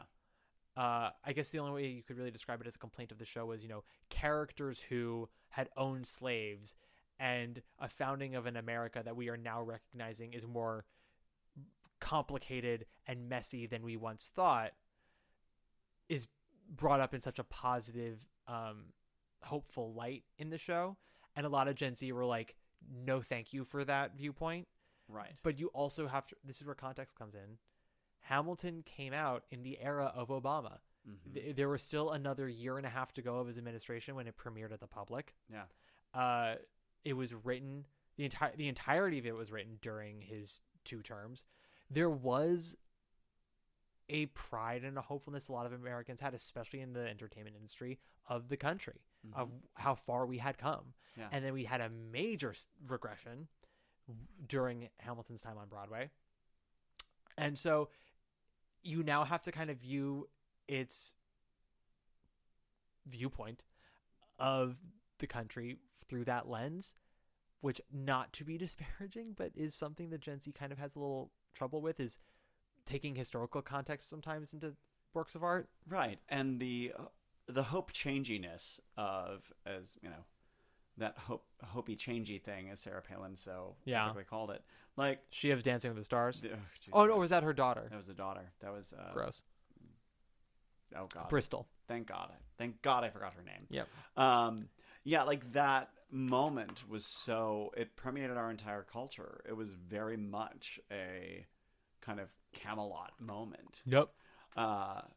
So yeah, the fact that it is kind of a sunshiny thing. I mean, I do also remember there being some backlash about the fact, the history that, Hamilton wasn't that much of an abolitionist. No.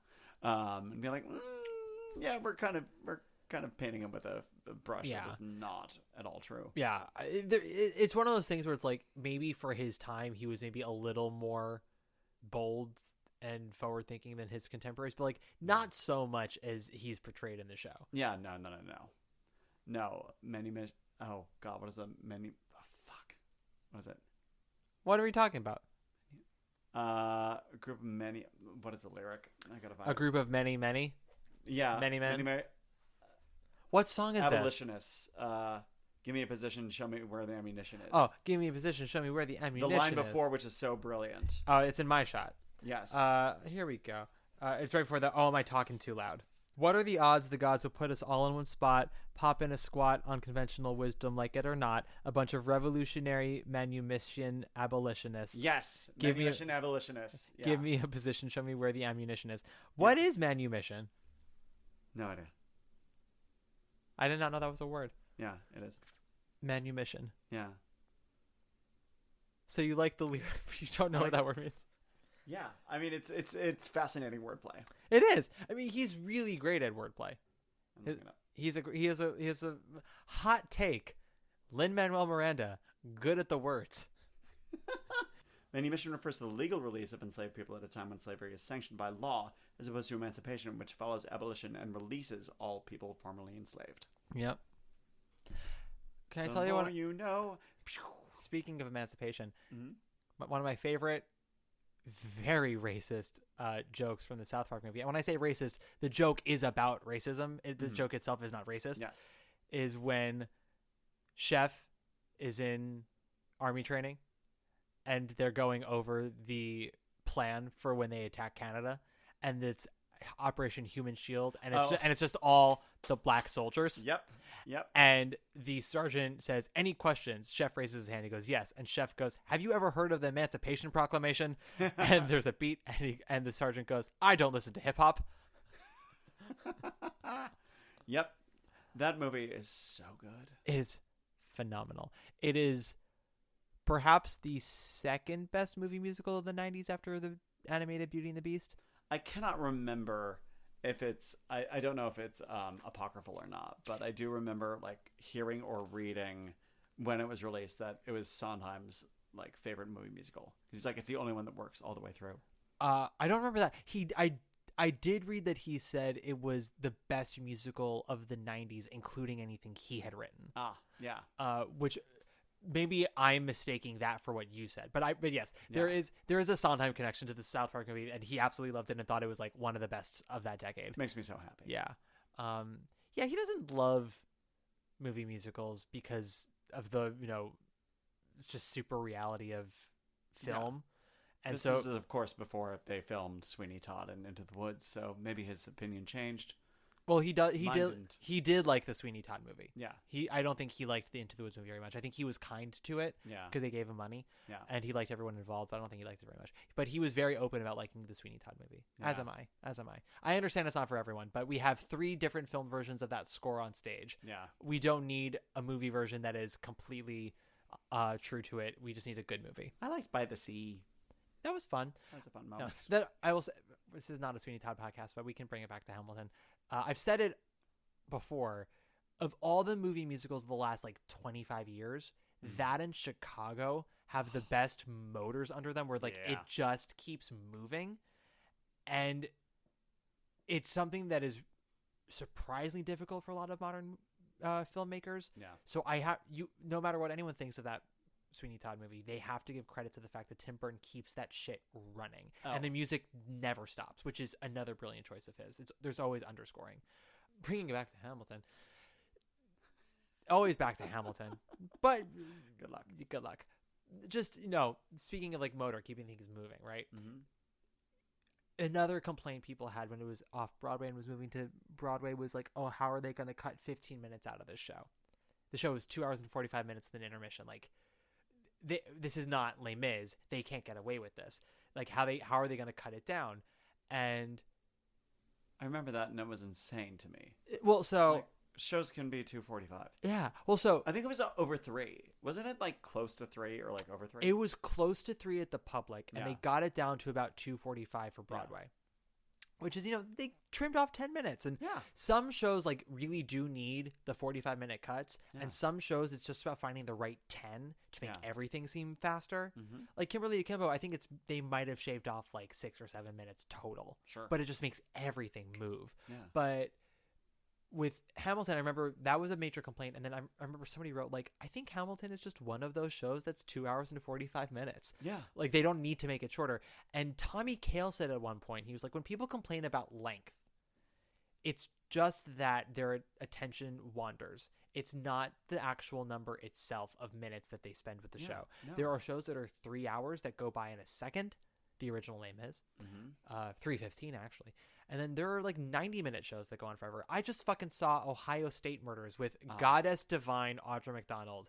It is 70 minutes long, and you feel every second of it. Every second. Yeah. I need to. I'll go at some point. On that note, let's take a break. Great. Let's. Billy, I beg to differ with you. How do you mean? You're the top. Yeah. You're an arrow color. You're the top. You're a Coolidge dollar. You're the And we're back Oh, like like before. Won that wall. Yep. I don't even remember where we were, what we were talking about. I'll say this is the kind of episode I really like doing, where we just we discuss so much of the show, but never in any kind of order. It's just a real convo. Sure. Yeah, this is why I like having friends on the pod, because, I mean, none of them were available, so I called you. Thanks. But No. Yep. I like having the friends on, I'm building a because wall around my heart. It's fine. you have no heart. How dare you? But no, I just like having these conversations where it's just free flowing. Let's discuss for a second the Eliza Hamilton Act 2 arc. Oh, yeah. We have the courtship, we got the marriage, they have the bebe. Mm-hmm. Philip is born at the top Yep. of Yep. end of Act 1. Act 2, they have 2 kids at that point, and then I think they're getting a third soon. I don't know. Yeah. They end up having a bunch of kids, right? Eight kids. They have I think they had 5. Yeah. Or 6. It was that time where A bunch of them died. Yeah. Yeah. It was that time where you had a lot of kids in hopes that half of them survived. You need some extras. Yeah, sure. absolutely. Help around the house and Yeah. pull their weight. Yeah, and I hope they make it past 4 years old. Yeah, and There was a lot of cholera going on. It was. better than the only thing worse than lipstick on the collar is lipstick on the cholera. Just ask Mary Lennox. Whoop! Oh, wow. The girl she does mean to be. Oh, poor thing. She needs a place where she can go. Oh. I So I'm bringing this up because of sort of the one part where we get sort of an edge to Eliza, I suppose, which is the storyline where Hamilton cheats on her with Mariah Reynolds, causing the first political American sex scandal. Yep. Good for you. Good for you, Alexander Hamilton. Yep. There's a million things you haven't done, but one of them is not Mariah Reynolds. Mariah Reynolds' vagina, Yeah. and on your birthday, in the butt. Yeah. So Yep. the song itself is interesting because, like, Lynn does not write any particular reason for Hamilton to cheat on his wife. Yeah. Basically, he's bored. Yeah. Nothing was wrong with their marriage. Working too hard. Yeah. Nothing was wrong with their marriage. He was not frustrated in any way. Yeah. He was simply bored. And also, like, the show does not paint Hamilton as a saintly figure. No. Smart as a fucker. Yeah. And But good. Good. Yeah. I'm glad they didn't. Yeah, exactly. Like he's not the worst person, but he's annoying and he's egotistical. And part of the reason why he cheats is, his own thinking of himself and the boredom of it all, and just in the weaker state gives into a temptation that he shouldn't, only to then get blackmailed for it by the husband of the woman he screws. And rather than finish it off and walk away, he keeps going back. Yeah. And for reasons I can't totally comprehend. But then what happens is his enemies in Congress, in the cabinet, I should say, discover payments he's making to John Reynolds. Is that the name of the man? Yeah, to John Reynolds. And they're like, what is this? Are you using government funds? Blah, blah, blah. And so he, rather than getting blackmailed by them, admits to them why it is that he is doing this. He's been paying John Reynolds for cheating on his wife. And once he's told them, he gets so paranoid that it's going to leak. He's like, I have to get ahead of the story, which they usually tell you to do when you're a celebrity. Like, it's PR 101, get ahead of the story. Yes. If something bad's going to come out, you come out with it first and get your side out immediately. So he does that. But he does it without the consultation of his family. It basically just does it, prints it. Alexander Hamilton had an affair, and he put it all down right there. Yep. And then the great line that is so not true anymore, never going to be president now, because the idea that you could have that kind of scandal and become president was unthinkable. Yep. I mean, Gary Hart's whole presidential, ambitions, he was going to be the nominee, and just reveal that he was having an affair on a yacht called Monkey Business. He's the one who said, like, he's the one who was like, follow me. Yeah. You won't see anything. And then they did, and they found it. Exactly. I'm like, well, honey, like, know thyself. Yeah. To thine own self be blue. But that's the thing. I mean, I think part of it is like and you see this with certain people, like they're just so high on their own supply that they think they're infallible. Yeah. Like, he absolutely didn't feel justified in having the affair, but it's like, well, why not? Yeah.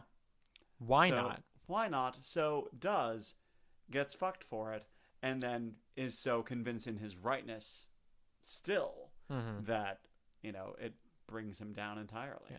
Well, and the reasoning that he does it with such confidence, it's the song Hurricane, right? Yeah. Which is I'll write my way out. Basically my words can solve anything. Yeah.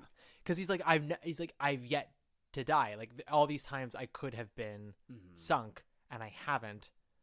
What's going to make this any different? I'm going to fight this, and I'm going to come out the other end. But those times it was all about him, and it didn't the fact that the character is not thinking of that Eliza hasn't had those struggles and survived them. Yeah. Which is when the Reynolds pamphlet comes out and Angelica comes back from London for probably the first time in a few years at this point. Yeah. And there used to be a song in this moment called Congratulations, which they cut and just made it the like two lines she has, which it's one of those moments where I'm like, economy makes it even better. It's because the "I'm not here for you" lyric is just like, oh, yep. He comes to grab her hand and she takes it away. I'm not here for you, and everyone does that. Woo. Yep. And then she does the Satisfied reprise. Yeah. That My sister like I'm out. yeah. No, Well, I'm not. it justifies her choice in the matter in Act 1 of why she gave, ultimately why she gave Hamilton to her sister has nothing to do with her own feelings for Hamilton or any doubts she had about him. It ultimately was that her sister matters more to her than anything. Mm-hmm. And him cheating on Eliza pisses her off so much in the sense, less of like it could have been me and you gave that, Right. and rather like, do you know what I gave up to give my sister the happiness she deserves, and you went and fucked it up. Mm-hmm. You piece of shit. No one gets what they want. Nope. And which leads us to Eliza's song. Mm-hmm. Burn. Bjorn. Oh, okay. So, gentle sidebar. Mm-hmm. I work with Christina Bianco a bunch. If you don't know Christina Bianco, she's a vocal impressionist and a goddamn genius. Yeah, she is. We did, not long after Hamilton came out, a Broadway Diva Hamilton, which is, one of the now traditional things for impressionists, where you basically do a bunch of people either doing a song or whatever. Yeah. We did Hamilton with, I think, 9 different women. Mm-hmm. The Schuyler sisters were Patty, Adina, and Kristen. Ha! And she did all of them like Eliza and Penguin. Like it was perfect. It was brilliant. And we've done that moment a couple times elsewhere. But we did like a 12-minute segment that was a lot of the show. And some of them were just so niche that she's like, I can only do it in New York because no one else knows what a Susan Egan impression sounds like, which she does perfectly. Perfectly. Saying that that's New York niche. Yeah. Girl, that is this room niche. Exactly. Like it's a lot. Yeah. But it was Alice Ripley singing Burn, which was I'm so watching it burn. Yeah. I'm erasing myself from the narrative. Yep. Need future historians, but I hope that you burn was so. I fell out Absolutely. every time. I'm like, 3 people get this, but I don't give a fuck. It's so good. I have one line from Next to Normal that I can do an Alice Ripley impression for, which is the "Didn't I see this movie? Didn't I cry? Didn't I cry?" Because when she would do those I vowels, it just becomes like her yeah. the tongue. Well, because there's like Golden Age Alice Ripley, and then there's The Gift Is Gone Alice, where all the vowels are fucked up now just to get the notes out. Yeah, it's all kind of Swedish. Yeah, but I also, I try to do Golden Age Alice, just the vowel placements, and I can't totally, but yeah, you try. It's just every time I'm sad, I just watch Meadowlark. Yeah, well, that's when The Gift was trying to leave. Yeah, but listen, baby, she wants hers. Where was hers? Yeah, yep. Yeah. Anyway, Brian and I are at odds about Sideshow, but it did play the Richard Rodgers Theater where Hamilton. See, and we're back. Yep. Philippa was singing Burn, and all I could think of was "Lost in the darkness, but I am floating and feels like it's flying through space." It's a beautiful song, Burn. Yeah, it's great. Yeah, and there are moments in shows when it's really effective for me when the entire stage is just totally cluttered and then makes way for a single individual. When she starts walking forward through the pamphlets, it's just and it just ends with his poor wife, and then it goes right into the song. It's like there are certain people who just get how musicals flow, even like and we were talking about this with the movie musicals shit, but like the critical analysis of the structure aside, characters aside, like all that bullshit aside, which is all very important to tell like a good story, but just the very nature of like physically, chemically knowing when it's time to bring the volume down and when you got to bring it up and when you are allowed to slow things down for a second. Lin-Manuel Miranda is one of those people who just like inherently gets when the next moment has to come as it is. I've often said, like, if there's one thing I'll give Andrew Lloyd Webber credit for as a composer, is that he absolutely knows, like, chemically speaking, what the next sound should be, even if dramatically speaking it doesn't always make sense. Like that transition from Angel of Music into Phantom of the Opera. Yeah. Dramatically speaking, I'm like, how are these two songs in the same score? They're so diametrically opposed. But I can't not hear Christine, Angel, Yeah. clap, clap. And Yeah. for a song also that dramatically has no purpose, it's a statement song Yeah. where Christine is in a trance. So how the fuck does she know that the Phantom's the one that's kidnapped her? Yes. She doesn't know that the Phantom's even real. As far as she's aware, she's with the Angel of Music. Yeah. Dramatically makes no sense.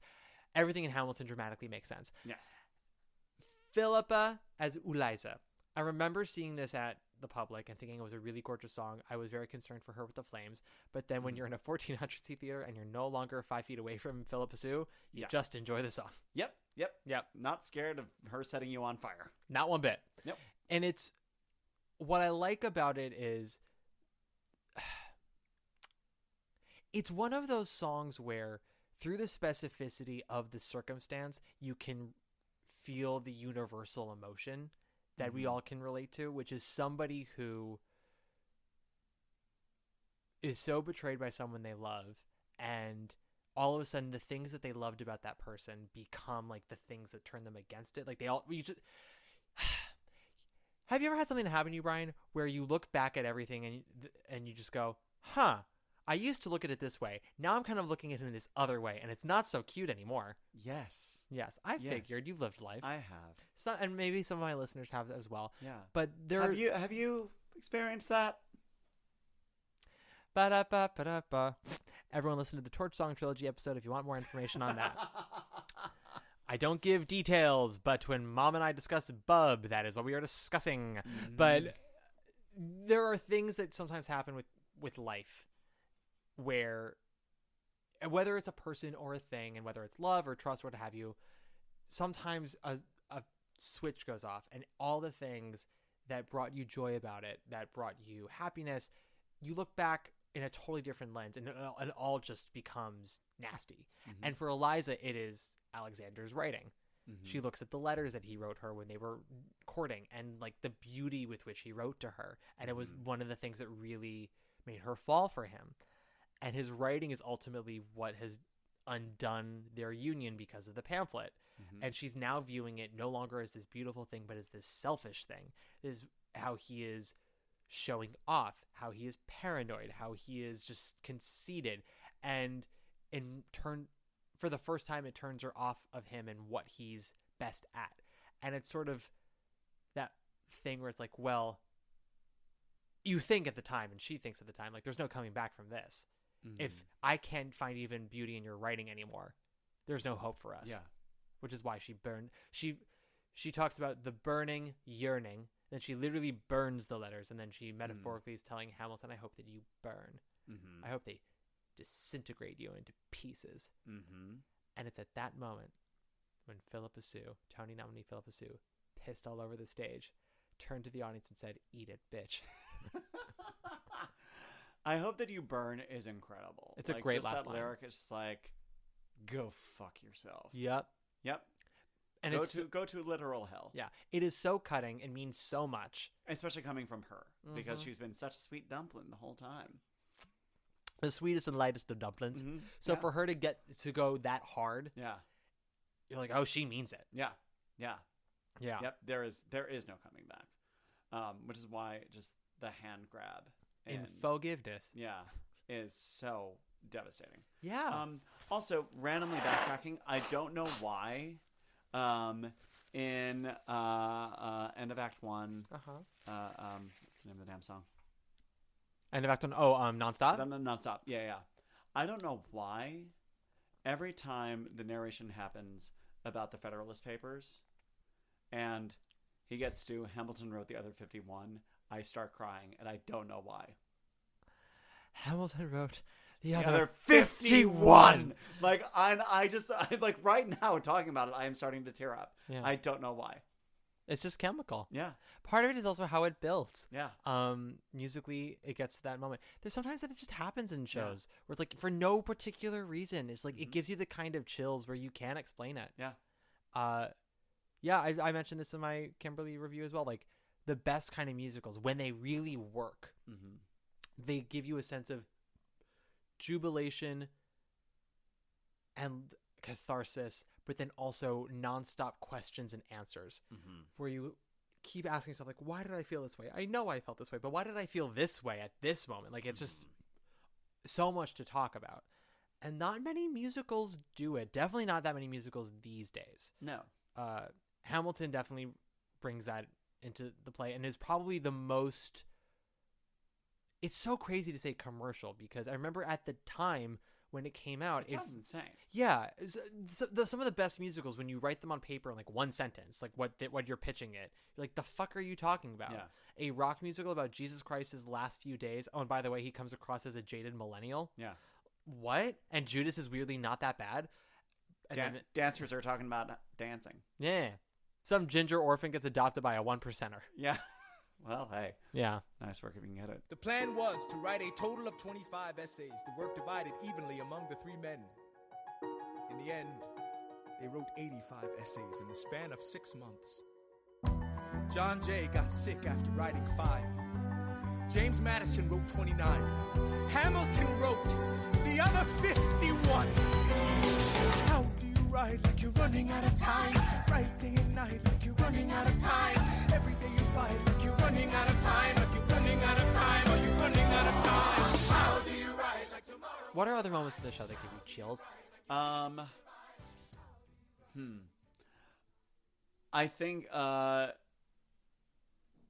there is like that absolute, because of how built up it is, like his first entrance. What's your name, man? Alexander Hamilton. Stops the show cold. Like, Totes. yeah. Especially when it's Lynn doing it. Yeah, Forgiveness kills me. There's what's the other? There are a couple other like chills moments. Room Where It Happens. Yeah. As it continues to build. Yeah. After the I want to be in the room, like Yeah. that slow build, as it gets bigger and bigger and bigger, it just destroys me. It's so fucking good. Yeah. What are your chills moments? Quite a few. I do love it when a musical takes me by surprise. And Hamilton and Book of Mormon actually take me by surprise in the same part of their Act 1 finale. Okay. Which is when I will never forget watching Book of Mormon in standing room right after it won the Tony, and then same thing with Hamilton in the public, when they got to the point in the Act 1 finale where I went, is this a mashup? When they start bringing songs back in. So when Man Up is happening, and then all of a sudden Nikki and James comes in and goes, Salt Lake City, I started to cry because I knew what they were doing. I was like, we're about to get all of Act 1 in the next 90 seconds. And it's took me by surprise. It fits so well. And then Hamilton was the same thing. Not a cry situation, but when he started to do the look around, and then helpless, he will never be satisfied. Sad history has its eye. And it all just fucking combines. Yep. And also, like, Renee and Philippa blending together, like, up to the shoulder for me, you know? And then it goes into, I'm not throwing away my shot. And I'm just like, well, we just have an absolutely stellar Act 1 finale here. Brilliant. It is the mold. It is the house that Les Mis built. Yep. It is the house that Book of Mormon furnished. Yep. And it is the house that Hamilton flipped. Yep. How dare. Well, I'm trying to think of like Act 1 finales that did that before Les Mis. I'm sure there's got to be something. Sure. Where you blend in a couple of songs together from the show, or at least melodies from the show. Yeah. I know Les Mis is the most famous example, but maybe before Les Mis it wasn't as common to have multiple, maybe like 2. Yeah. I mean, I'm like, just because we've been talking about it, you know, Phantom, just that last, you know, I gave you my music, so, you know, you're getting an I'll ask you your place, and then you will curse the day you did not do. So you're getting like a music of the night, and then you get the theme, like the da-da-da-da. Yeah. So, there's a bunch of stuff that kind of does similar things, but not that incredibly mash-up-y. Yeah. Those are the 3 that I really can think of where they take melodies from the first act. Yeah. And just blend it pile them all on top of each other. The difference between Les Mis and Book of Mormon and Hamilton is that they're using the actual songs and they're using the actual lyrics to come back. Like to really reprise them instead of like these are the leitmotifs of these Exactly. characters. As opposed to Les Mis, which is like, well, we're taking Who Am I Dream to Dream, Yeah. Master of the House, and Yeah. Javert's theme, Yeah. and blending it all together. Yep. Ooh, another one. I don't know why this also makes me cry. The farewell address. Oh, One Last Time. Yeah. Yeah. Like as Hamilton is speaking it and Washington starts singing it, and Sure. Chris is kind of like starts to layer in his insane vocal gifts, which you never think of with Chris Jackson, but Yeah. like he starts singing his ass off all of a sudden. Yeah. It comes out of the speech so beautifully. There was a staging moment at the Public that they cut for Broadway, and it annoyed me. Mm-hmm. So King George is is maybe the best princess track Broadway has had since Fantine. Oh God, yeah, Since Fantine. yeah, In the original Les Mis, when she Yes. only came back as a bullet boy. yeah. Sally Murphy also, by the way, has a great princess track in Downstate. Bookends that show like nobody's business. Great. But no, has his first two You'll Be Backs, his main one, and then the reprise after Battle of Yorktown. Yeah. And then in Act 2, when Washington decides, he's going to be done, and King George does his reprise of Who's Coming Next, John Adams. Yeah. The way that it was staged at the Public was Chris Jackson went up the stairs, those like wooden stairs in the center of the turntable, makes his final pose, and when he was over, the turntable turned, and behind the staircase was King George sitting down, and he was like, Oh. what? Yeah. Oh, that's and cute. it was so cute, and it was a nice like little surprising reveal Mm-hmm. because it had been a minute since we last saw him, so we weren't really expecting it. And then on Broadway they cut it and had him just enter the stage, and I thought it was less fun. Yeah. And I'm not sure why they did it, unless it was just about getting the staircase off more quickly. That's interesting. Yeah. I did get sent a bootleg of the You'll Be Back reprise from the day after Liz Truss resigned. They're just going to keep changing whoever's in charge. Not then who's next? And the audience from the London production. And the audience loses their mind. Oh, fucking They're bet. screaming with laughter. I love that. Like, yep, pretty much. Yeah, pretty much. I love it when audiences have those kind of reactions. Yeah. Have you've listened to the soundboard of opening night of Evita? Yes, we've talked about this. Yeah.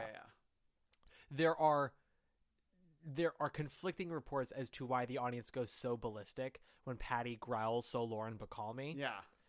Some say it's because Bacall was in the audience. Uh-huh. Some say no, it's because Patty was just that good. And some go, no, we had just never seen such a raging cunt in a musical before, and we were living for it. Yep. Like she. Some say. So I just like those reports though. But when you listen to that soundboard and when she says "So Lauren Bacall me," 1,800 people lose their shit. Yeah. And it does feel kind of like that moment in And I'm Telling You after "No, I will, and I am telling you and the audience just can't hold it back anymore. Yep. They've just been like the entire time. And Yep. it's just like, fuck it. We are losing our minds. Oh yeah, same on that last and you, like they lose it. Just won't stop cheering. You can't stop. You cannot physically stop. You'll be back like before. I will fight the fight and win the war for your love, for your praise, and I'll love you till my dying days. When you're gone, I'll go mad. So Yeah, I was wondering like any songs we haven't really talked about. "You'll Be Back," which is the only song you and I could do if we were cast in Hamilton. Yeah. You'll Be Back. Brilliant in that, like, it took me a minute to get the "When You're Gone, I'll Go Mad." Yep, I'm like, oh, that's good. Yeah. Again, that's another like pat yourself on the back moment. absolutely. Like, get his impending schizophrenia in there. And Sure. because if you read Hamilton's Revolution, whenever we get to the lyrics, Lynn has these footnotes, and on the "When You're Gone, I'll Go Mad," and his footnote for that is, and he did. Yep. They wrote a play about it, "The Madness of George III," which Yeah. was made into the movie "The Madness Madness of of King George." Yep. Yeah. Yeah. I remember coaching that song relatively soon after the show came out. I'm like, Can you just play the entire thing like is it the start of a schizophrenic break? Just kind of like, because I think it is played normally like a little too straight. I think everybody should be threatening as fuck. I think the best King Georges should watch a couple of clips of Christian Bale in American Psycho. Yeah, sure. And not even when he's fully raging. In the scenes where he's trying to conceal the fact that he wants to murder. Yeah. Ryan Darcy James' King George, I don't recall it being that threatening. It was more that he was just so stuffy. Yeah. So again, and that's funny. Yeah. It was the contrast of just like, you had everyone be like, it's the hip show, man. It's Hamilton, man. And then you had Brian Darcy James being like, King George the like, hello, fellow kids. Yeah. How do you do, fellow kids? Well, were you a 30 Rock boy? No. Okay. I know. I'm terrible. Well, I first of all, I don't know whoever watches anything anymore. Like, what are anyone's shows?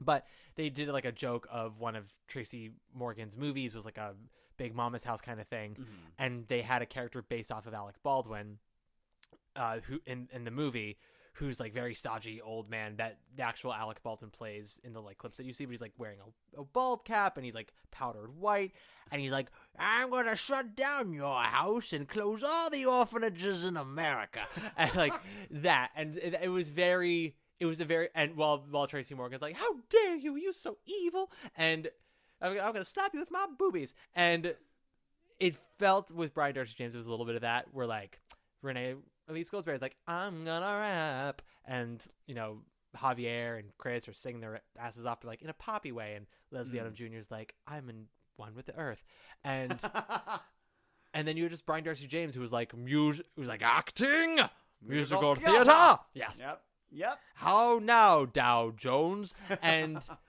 that was funny. Jonathan played it much more psychotic, which I thought was good because his voice blended in so well with everybody else's. Yeah. At the very least, we had his acting where like he's like, I'm fucking nuts. Yeah, he's like, I'm not moving, but just know all my skin is vibrating right now. Yeah. Also, I do love the cameo in Reynolds' Pamphlet. Oh yeah, when he's dancing up a storm. Yeah. It's fun. It's a good role for a gay. Yeah.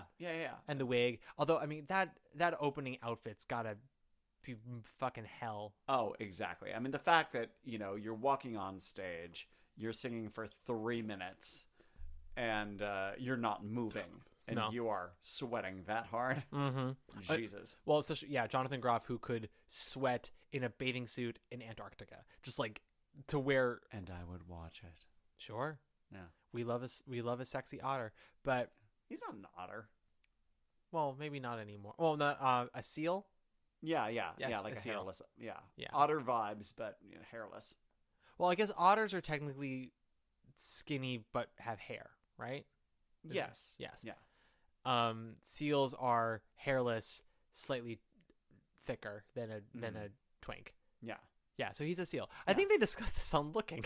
Oh, probably. Yeah, of what his tribe is. Oh, but yeah, it's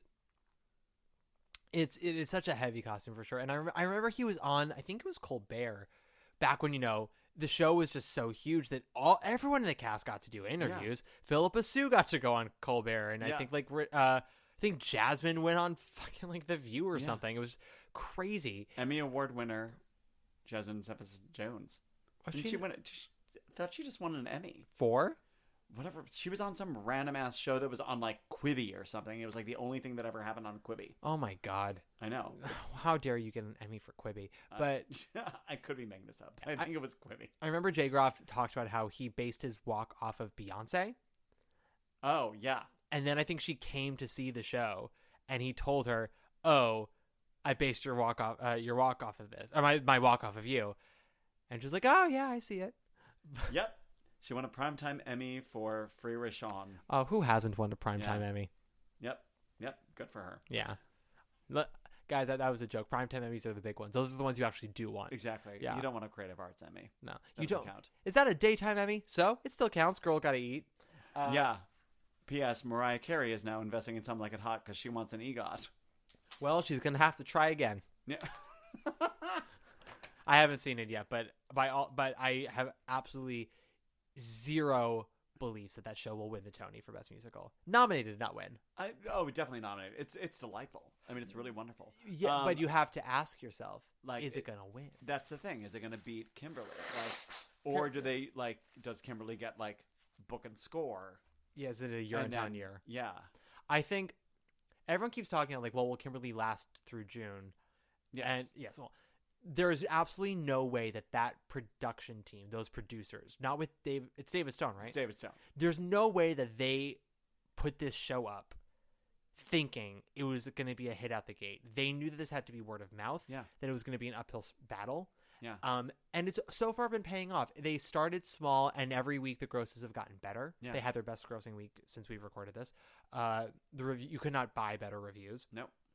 They just have to keep New York audiences engaged through the winter. Yeah. And I think they can. There's going to be no better musical than Kimberly this year. I've seen most of them. I still need to see Some Like It Hot in a week and K-pop. I highly doubt K-pop's going to change my mind. And I would buy you a house if you were to convince me that Beautiful Noise would change my mind. Oh. That would be better than That Kimberly. it's going to be better than Kimberly Akimbo? Yeah. I'm homeless then. You are absolutely homeless. Homeless. Homeless. I need a roof. Yeah. Trying to think what else we can talk about. Well, so I mean, I never really went fully into the rest of the gestation of my notes. It doesn't matter all that much. So much of this can be found. I talked about the American Songbook. I talked about how they did that reading with the script. They did another reading of the entire first act. I would wonder what it would be with a Paul Rudnick book. I want to know who that playwright was, who they hired. Yeah. Fascinated. It's part of me thinks it would have been a Terrence McNally or something because of the ragtime of it all. Yeah, could be. And it was 2012, 2013, so he was still very much writing. Yeah. Huh. We need to figure out who the hell this was. Yeah. Let's ask around. Listeners, call in. Do you know who the playwright was that got fired from Hamilton because Lin-Manuel Miranda said, I'm going to have all the credit? Yep. All the cash. That's exactly what happened.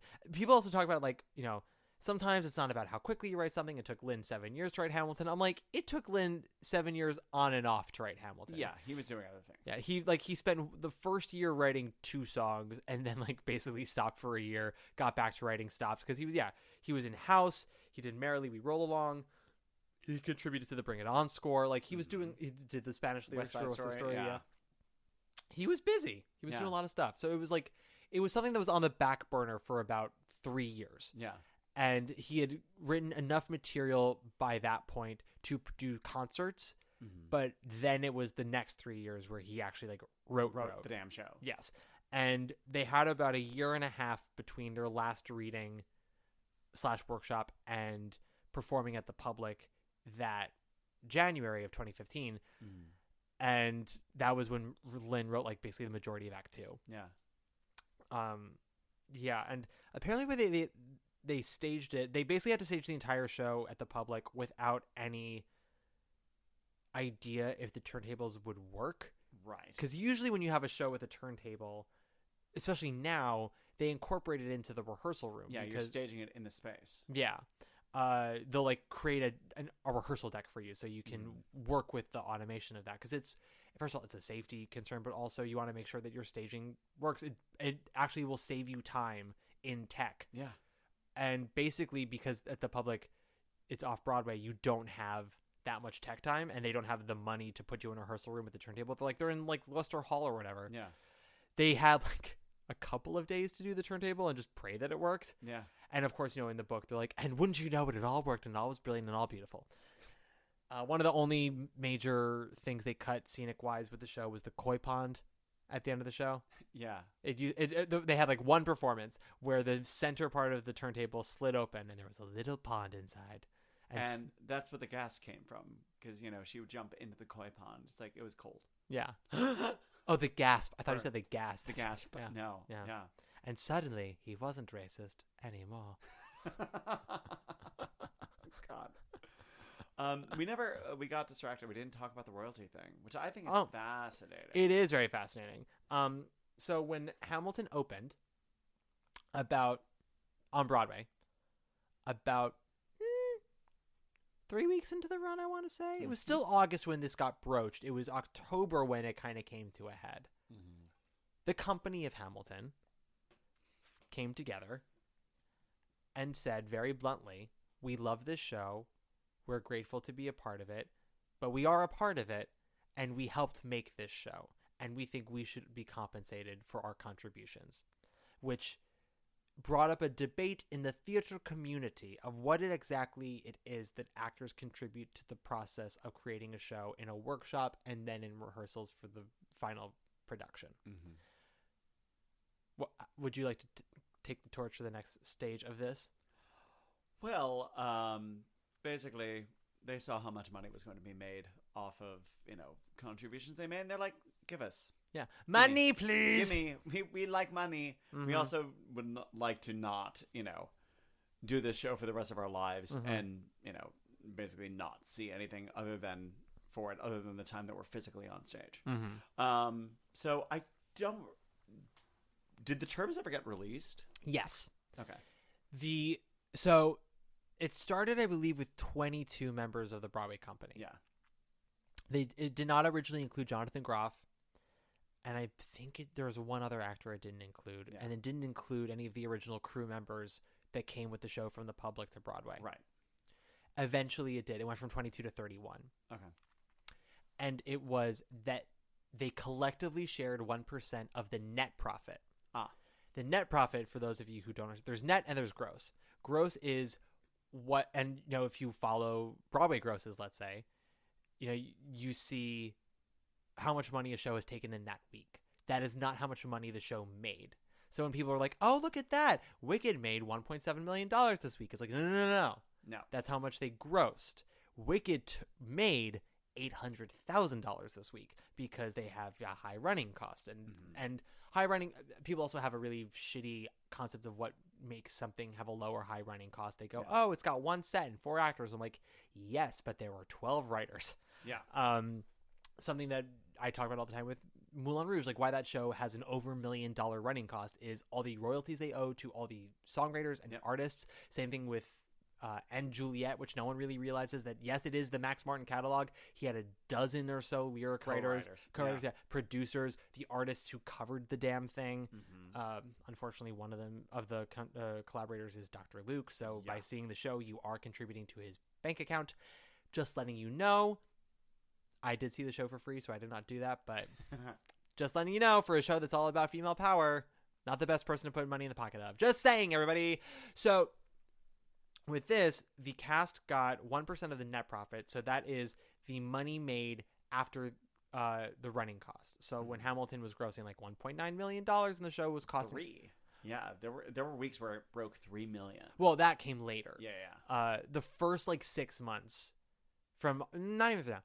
Like the first 4 months, let's say. Like from August through November. Yeah. We're bumping up close to 2.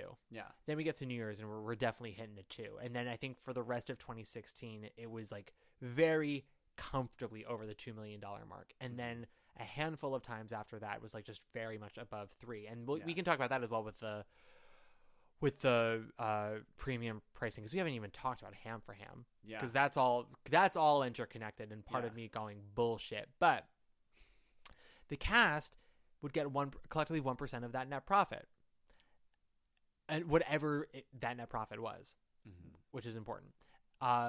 And then they would get a slightly lower percentage of any future American productions, not including revivals on Broadway or across the country. So basically any national or sit-down production replicating the Broadway production. Yeah.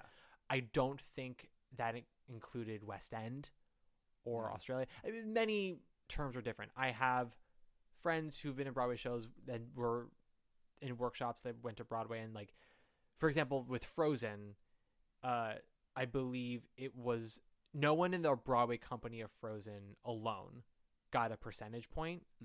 You had to have done at least the workshop as well. Yes. And how much you got was determined if you did the workshop and Broadway, if you did the reading, the workshop and Broadway. And so And then after that, it was Broadway and the first 3 English speaking productions of Frozen. Okay. So that could be national tour, sit West down, End, West End. yeah. Yeah. But then after that, you're done. Nothing. So like Japan, sorry about it. Right. Germany, sorry about it. And once Broadway closed. Yeah, it's exactly. But it is still playing in still London. running in West End. And the national tour, I think, is still going. No, it is still going. I know that. I actually know that for a fact. I know that for a fact. But yeah, that is what the terms were for Hamilton. And it's interesting to connect it to chorus line because the chorus line actors did not get as good a deal. Yeah. And those were their actual stories. I would argue that the company of a chorus line actually made that show. Right. But the conversation then goes to what it is that actors bring to a piece by interpreting it, by offering their own creative input.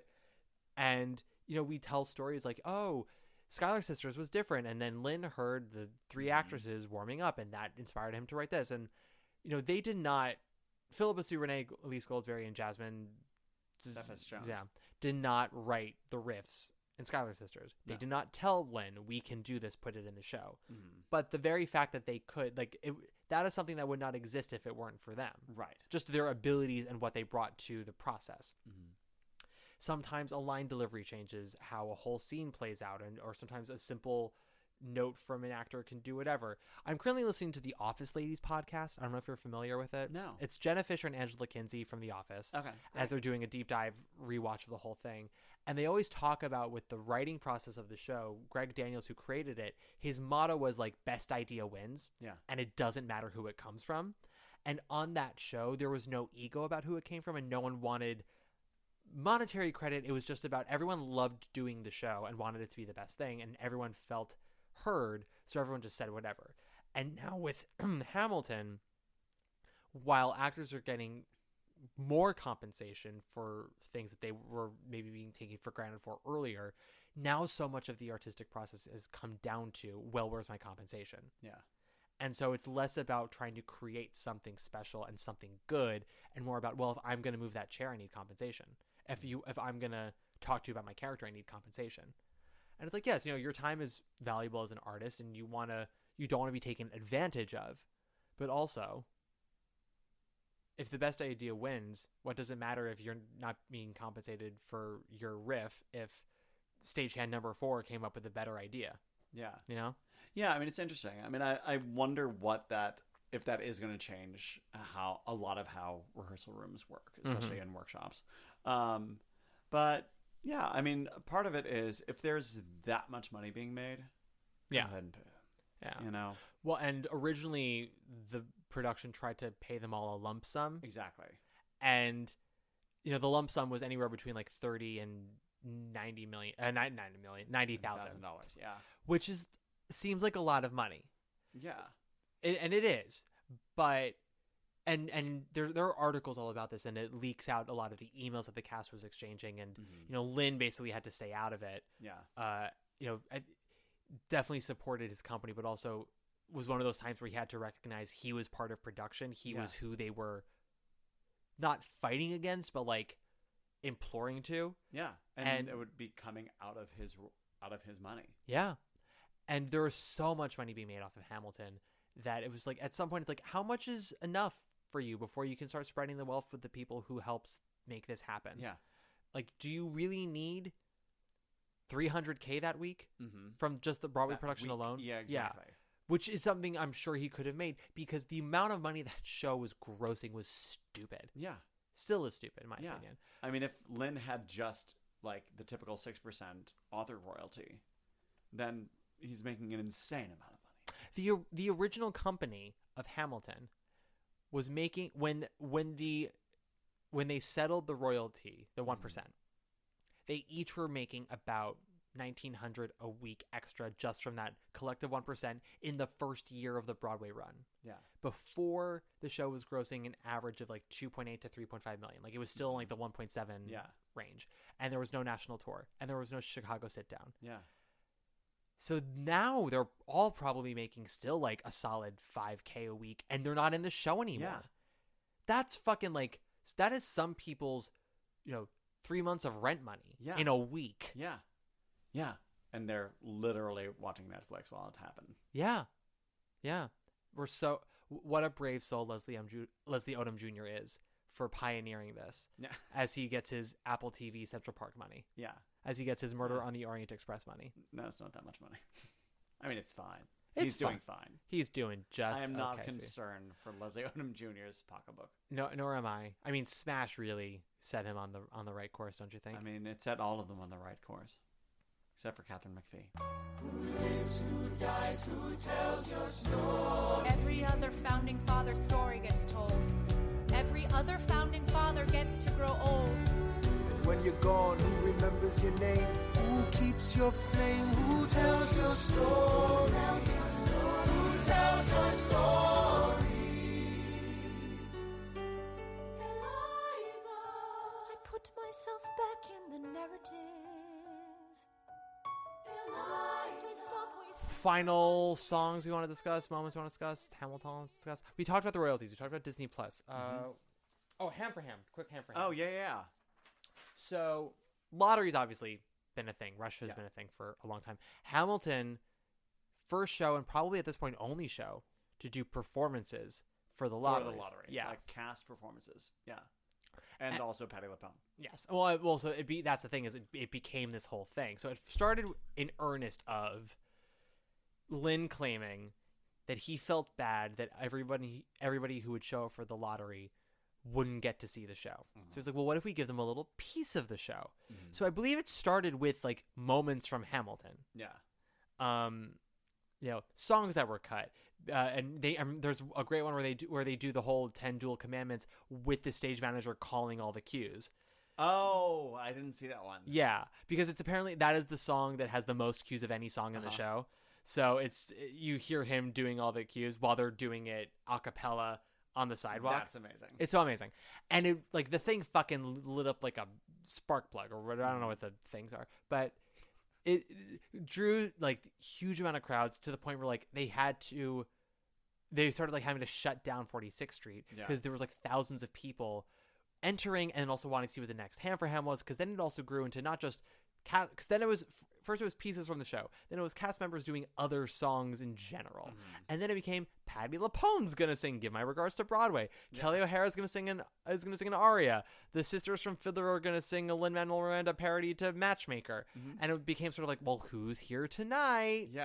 And it got so bad that they had to then put it online.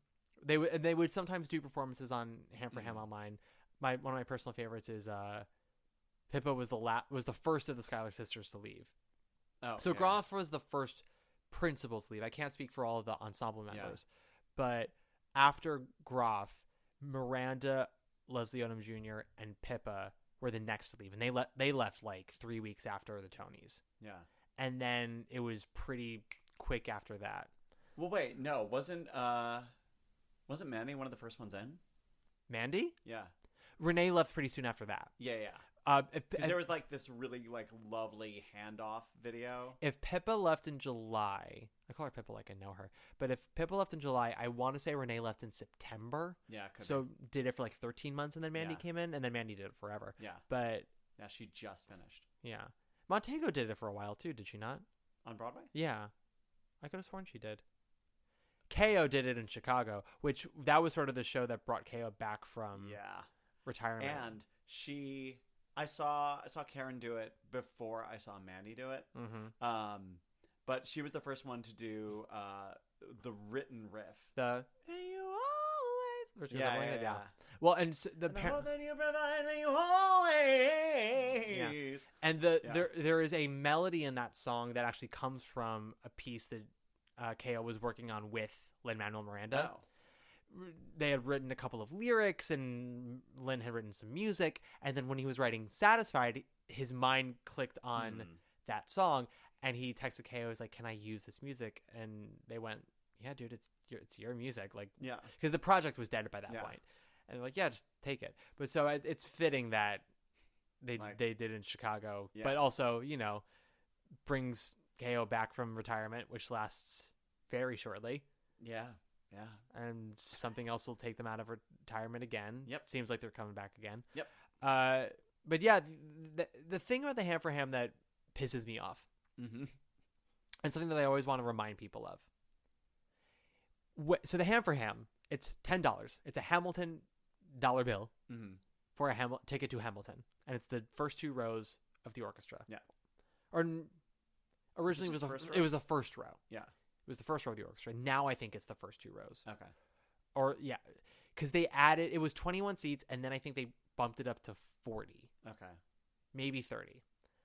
And when they did that, they upped the price of the premium seats from like $450 to $850. Yeah. And I remember Lynn making a statement saying, in order for us to increase the number of Ham for Ham tickets, we have to do this for the premium seats, which is not true. No. It was simply the market. It was them also trying to combat StubHub, which was making hand over fist reselling Hamilton tickets. Oh, because absolutely. To the point that my sister, who makes so much money, she makes so much money, my bitch sister, who I love very dearly, asked me when Hamilton was on Broadway the very first year, and she said, do we want to get in on this?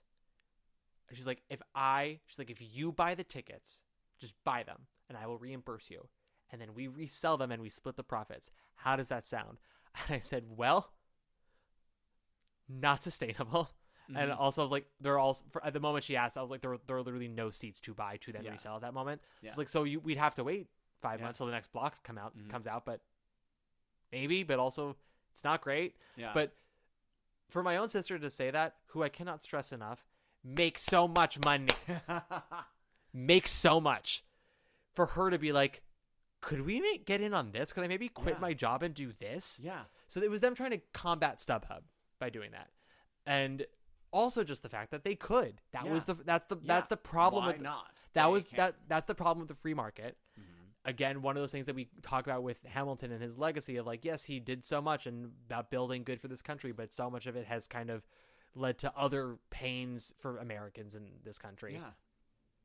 And yes, okay, 10 more people can see Hamilton now for $10 or 15 more people. But the problem with the lottery is it doesn't, similar to life, as Aaron Burr says, lotteries don't discriminate between the rich and the poor. So like my sister, my cousins who are, doctors and lawyers, all can enter the Hamilton lottery. Yeah. Even though they make so much more money than I do or other people. So who's to say that the people who are paying $10 for Hamilton couldn't afford the premium. Yeah. They're just trying to not. Yeah. And so it's a very weird situation, one that I don't love. And I don't think the premium seats are that high anymore. If you look at their grosses, they haven't hit close to 3 million in a long time since COVID. Yeah. Which I'm all for. Because the other thing I want everyone to remember is Hamilton is expensive to run. It has a lot of royalties going for all the people that Lynn wanted to be a good guy and pay for. I'm sure that creative team has amazing contracts that gives them percentages. Lynn's dad has a percentage. Ron Chernow has a percentage, in addition to like all the understudies and whatnot. Like, and then the original cast with their royalties. Although that's just pure net, that doesn't come out of the running cost. But it's got a high running cost. It does not have a $2.5 million running cost. They do not need $3 million to break even. No, nowhere near. They're just simply they are making the money that they know they can. I did get my first kind of email from. Like, I'm on the mailing list. There was like, hey, you want to come in January? We got $99 seats. Anyone want to come to Hamilton? I was like, oh, okay, girl. That's starting to happen. Yeah. It took, 7 years. Yeah. But... They are no longer every night is sold out. Right. And part of that is COVID. But also, like, it's no show. Yeah. Runs at 100% capacity their entire run. No. I mean, I think they're still officially above 100% capacity, but like Lion King is still... Hamilton has had a couple of like mid to high 90 weeks this year. Yeah. I think the last like 3 months they've been like steadily in like the 95% range, which again, like most shows would kill for. They are in no danger whatsoever. No. They have made so much money already. Yep. They continue to make so much money. They're not going anywhere anytime soon. No. And their average ticket price is still insane. Yeah. But people were like comparing it now to Phantom. They're like, well, look what Phantom's grossing. I'm like, everyone also thinks Phantom's going to be gone in 2 months, which is why everyone's paying through the nose to see it. Yeah. And now, oh, by the way, we got 3 more months after that. Exactly. And Phantom ran at 60% capacity with an average ticket price of $55 for 30 years. Yep. It hasn't been at sellout in decades, literally decades. Yeah. Since the 21st century. Yeah. Phantom basically, if you look at the grosses of Phantom from when it opened through the mid 90s, it is a miracle that like for 8 solid years it was pretty much nonstop sold out. Yeah. Then in the late 90s they start to do what Hamilton's doing now, where it's like dipping to like the very healthy 95%ers, where it's by no means terrible, but it is no longer like, oh, don't worry, like we're sold out for months. Don't even try. Don't bother. Yeah, it's like, no, if you stop by, you might be able to get something. Yeah. Maybe it won't be great, but you'll get something. And then 9/11 happens, and they struggled for 3 years. Like they could not recover from it, but they stuck it out because the movie was coming out. Yeah. And then the movie got them back on track for a few years. Never again was it like every week as a sellout. It was like it became all of a sudden major holidays. Yeah. Huge. Valentine's Day. Huge. And like Saturday nights. Yeah. And then everything else was just down. But it had made so much money, and it could rely on those like 9 weeks out of the year where it made fucking insane amounts of money. Yeah. But that's where we're at now with Phantom anyway. But yeah, it's Hamilton's in no danger. But yeah, the ham for ham and the ticket pricing, that's just something that always pissed me off. And Lynn wants to be the good guy, so he doesn't want to go out in public and be like, listen, guys, we're charging $800 because we can. Get it. Yeah, we can get it. I was being a very, very good son. And when the Chicago Sit Down opened, I snatched up tickets for my parents. I'm from Chicago for Christmas. Didn't tell them I was going to be home, and I got them for like the 26th.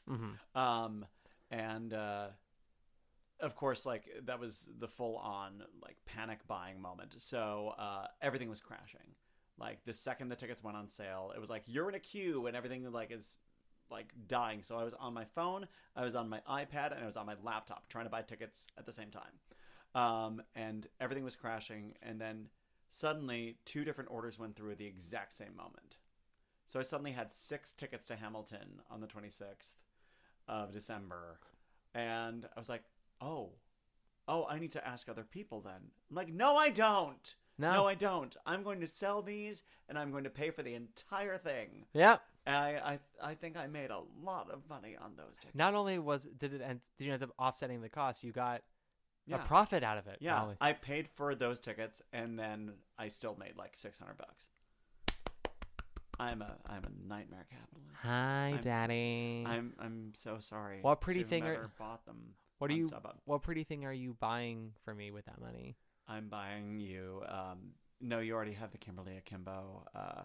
If life gives you lemons. Oh yeah. Yeah, tote. So go out and steal some apples, because who the fuck wants lemons? Who the fuck wants lemons? I could use a Kimberly sweatpant to go with my sweatshirt. I have the tote. I have the sweatshirt. Do they have sweatpants? I don't know. I didn't check. I will check when I go back, because I will be going back. Yeah. I fully intend to see that show again come January. But yeah, I don't know what else they have. Yeah, I don't know what else is there. What do you want with my Hamilton blood money from 2016 or whenever the fuck that was? I want the world. The only other thing I can really talk about is sort of like the show has just been everywhere, continues to be everywhere. The point that it's just sort of it referenced in everything. It was referenced on SNL, Good Place. The number of times you just hear the room where it happens. Yep. Now. Oh yeah. Office Ladies, they talk about all the time. Yeah. Every time, like, yeah, the writer's room, the room where it happens. I'm like, yeah, we all know Hamilton, bitches. Shut up. You have so much money, Angela Kinsey and Jenna Fisher.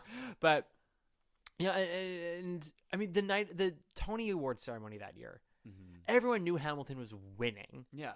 But like for this, it was partly funny, partly kind of annoying for the ceremony itself to be so Hamilton focused and like make light of the fact that everyone knew it was coming. It's like the opening sequence was the Alexander Hamilton song and James Corden hosting. Yeah. And with the cast of Hamilton, after they had done the Grammys, after they had performed at the White House. Yeah. And they did a ham for ham from the White House. But he's holding a Tony Award and they're all about to grab it. He goes, no, you just wait. You just wait, which was funny. But then they closed the night out with the Schuyler sisters, and like it was the Hamilton evening. Yeah. Winning like 11 out of 12 Tonys, I think, Right. something like that. And that wasn't even like, the 95 Tonys where there was literally one original musical. Mm-hmm. So it's like, yeah, we're just going to do the Tonys on the Sunset Boulevard set. Sorry. Yeah.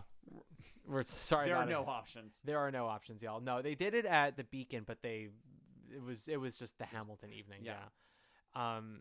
And yeah, the Hamilton mixtape with all the pop stars, and then I'm trying to think if there's anything else that we haven't really discussed. Well, so Hamilton was up against Bright Star, Shuffle Along, Waitress, and School of Rock for Best Musical. I think the right show won, don't you? Wow, that's just sad. It's just sad to hear. Were you not a Shuffle Along fan? I loved it. I thought it was brilliant. I did too. I thought it was absolutely incredible. Yeah, it's an interesting lineup. School of Rock impressed me. I thought I was gonna hate it. I did not hate Never it. saw it. It was pretty good. I know. It wasn't great. It was pretty good. Yeah. Waitress, I think, is a good musical that was given a bad original production. I hated the actual staging and design of it and the tone of it. But Yeah. I was like, I think this material is good. I would like to see it done smaller Yeah. and more simply. And then Bright Star is some lovely music and some of the worst lyrics in years. Threw that baby from a train. Yep. Did not see it. No, Shuffle Along, I thought should have won choreography, but Yeah. that is just me. Yeah, I mean, the choreography was good, but I mean, I think the Hamilton choreography is just so integral to the way they tell the story. Yeah. Yeah, I just felt it was, the shuffle along dancing was wonderful. This is a kind of a cooler way of storytelling. If you say so, Dance. Grandpa. Through the dance. Through the Lord of the Dance. Yeah. So, Brian, Yes. we're going to just wrap this up now then. Matthew. We have 2 games on this show now. Okay. For this series, anyway. Oh, dear. They are the same game. They just Great. have different titles. One is called 6 Degrees of Sally Murphy. Okay. The other is called Who Lives, Who Dies, Janine Tesori. Great. Now, that one is simply 6 Degrees of Janine Tesori.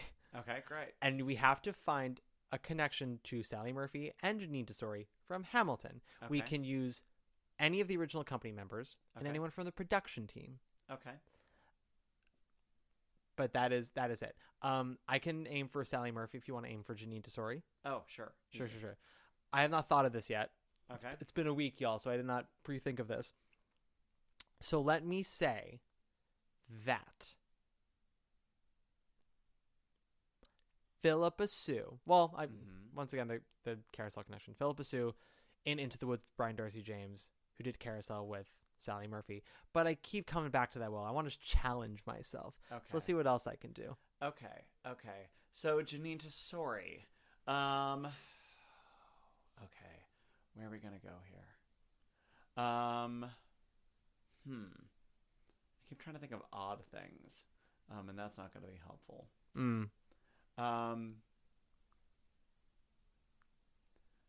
Oh God.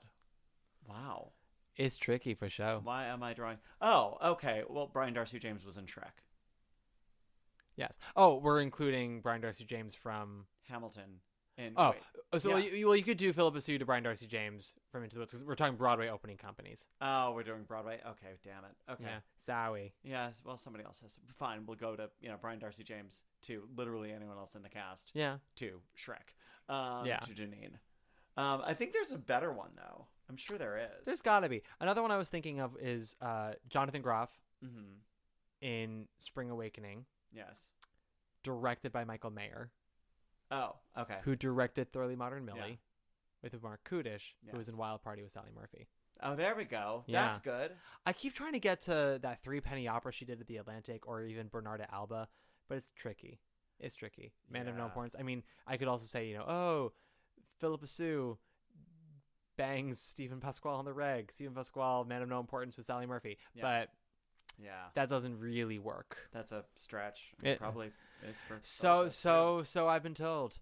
Mm-hmm. I think those are solid ones, though. Those are good. Yeah, Those we'll are keep good. those. Okay, cool. Brian, this has been a delight. It's been a wonder. It's been wonderful to watch you eat a waffle. Thank you. Mhm. And that wasn't a euphemism. I truly ate a waffle with some Yeah. Canadian bacon. Yep. And had a beer. Was it Canadian bacon or was it turkey bacon? Turkey bacon, I guess. It Ah. looked like Canadian bacon for a second in Yeah, my I was in my more haze. excited if it was going to be Canadian bacon. Sad.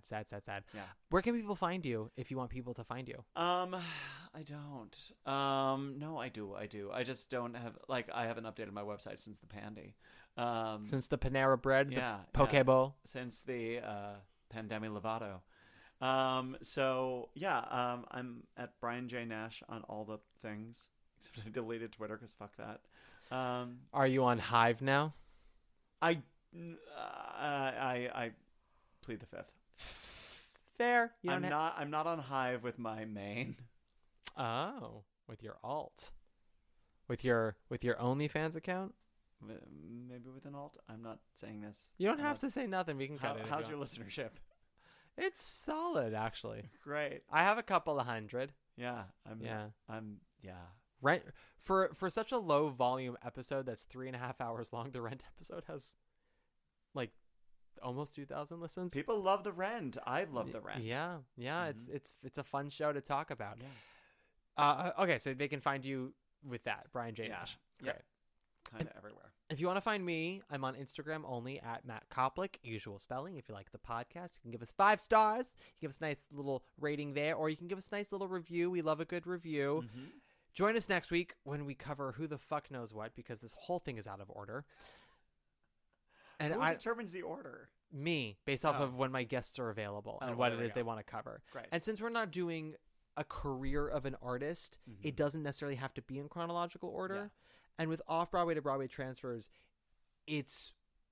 there isn't enough of an arc that it matters to go in chronological Right. order. They all tend to follow the same metrics. Yes. It's more just about how they're received in their times. It's not like the British invasion where like it became increasingly more about replicas and marketing it around the world and blah, blah, blah, blah. Brian, we close out every episode with a Broadway diva. Great.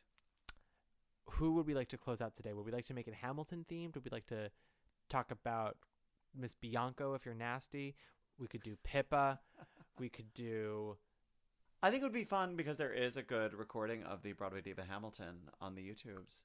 If you want to take Miss Bianco, Sure. and, give them a little bit of Schuyler Sisters or some such. I could just say total fuck you and pull out one of her Forbidden Broadway tracks.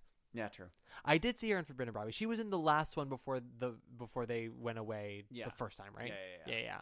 Because I remember her. She played Cheno. Yeah. Although I think they eventually cut it, but put it on the album. Yeah. Don't you love how much I know about this? I do, and I'm fascinated by your brain. My brain. Oh God, I hate my brain. I wish it could know cooler stuff like French. Anyway. We'll do Bianco. We'll do Miss Bianco. So that's it. Join us next week for Who Knows What. And until then, guys, have a lovely time. I hope you enjoyed listening to me eat a waffle. Yeah. Take us away, Miss Bianco. Bye. Patty the Pum, Adina Menzel, and Kristen Jenner.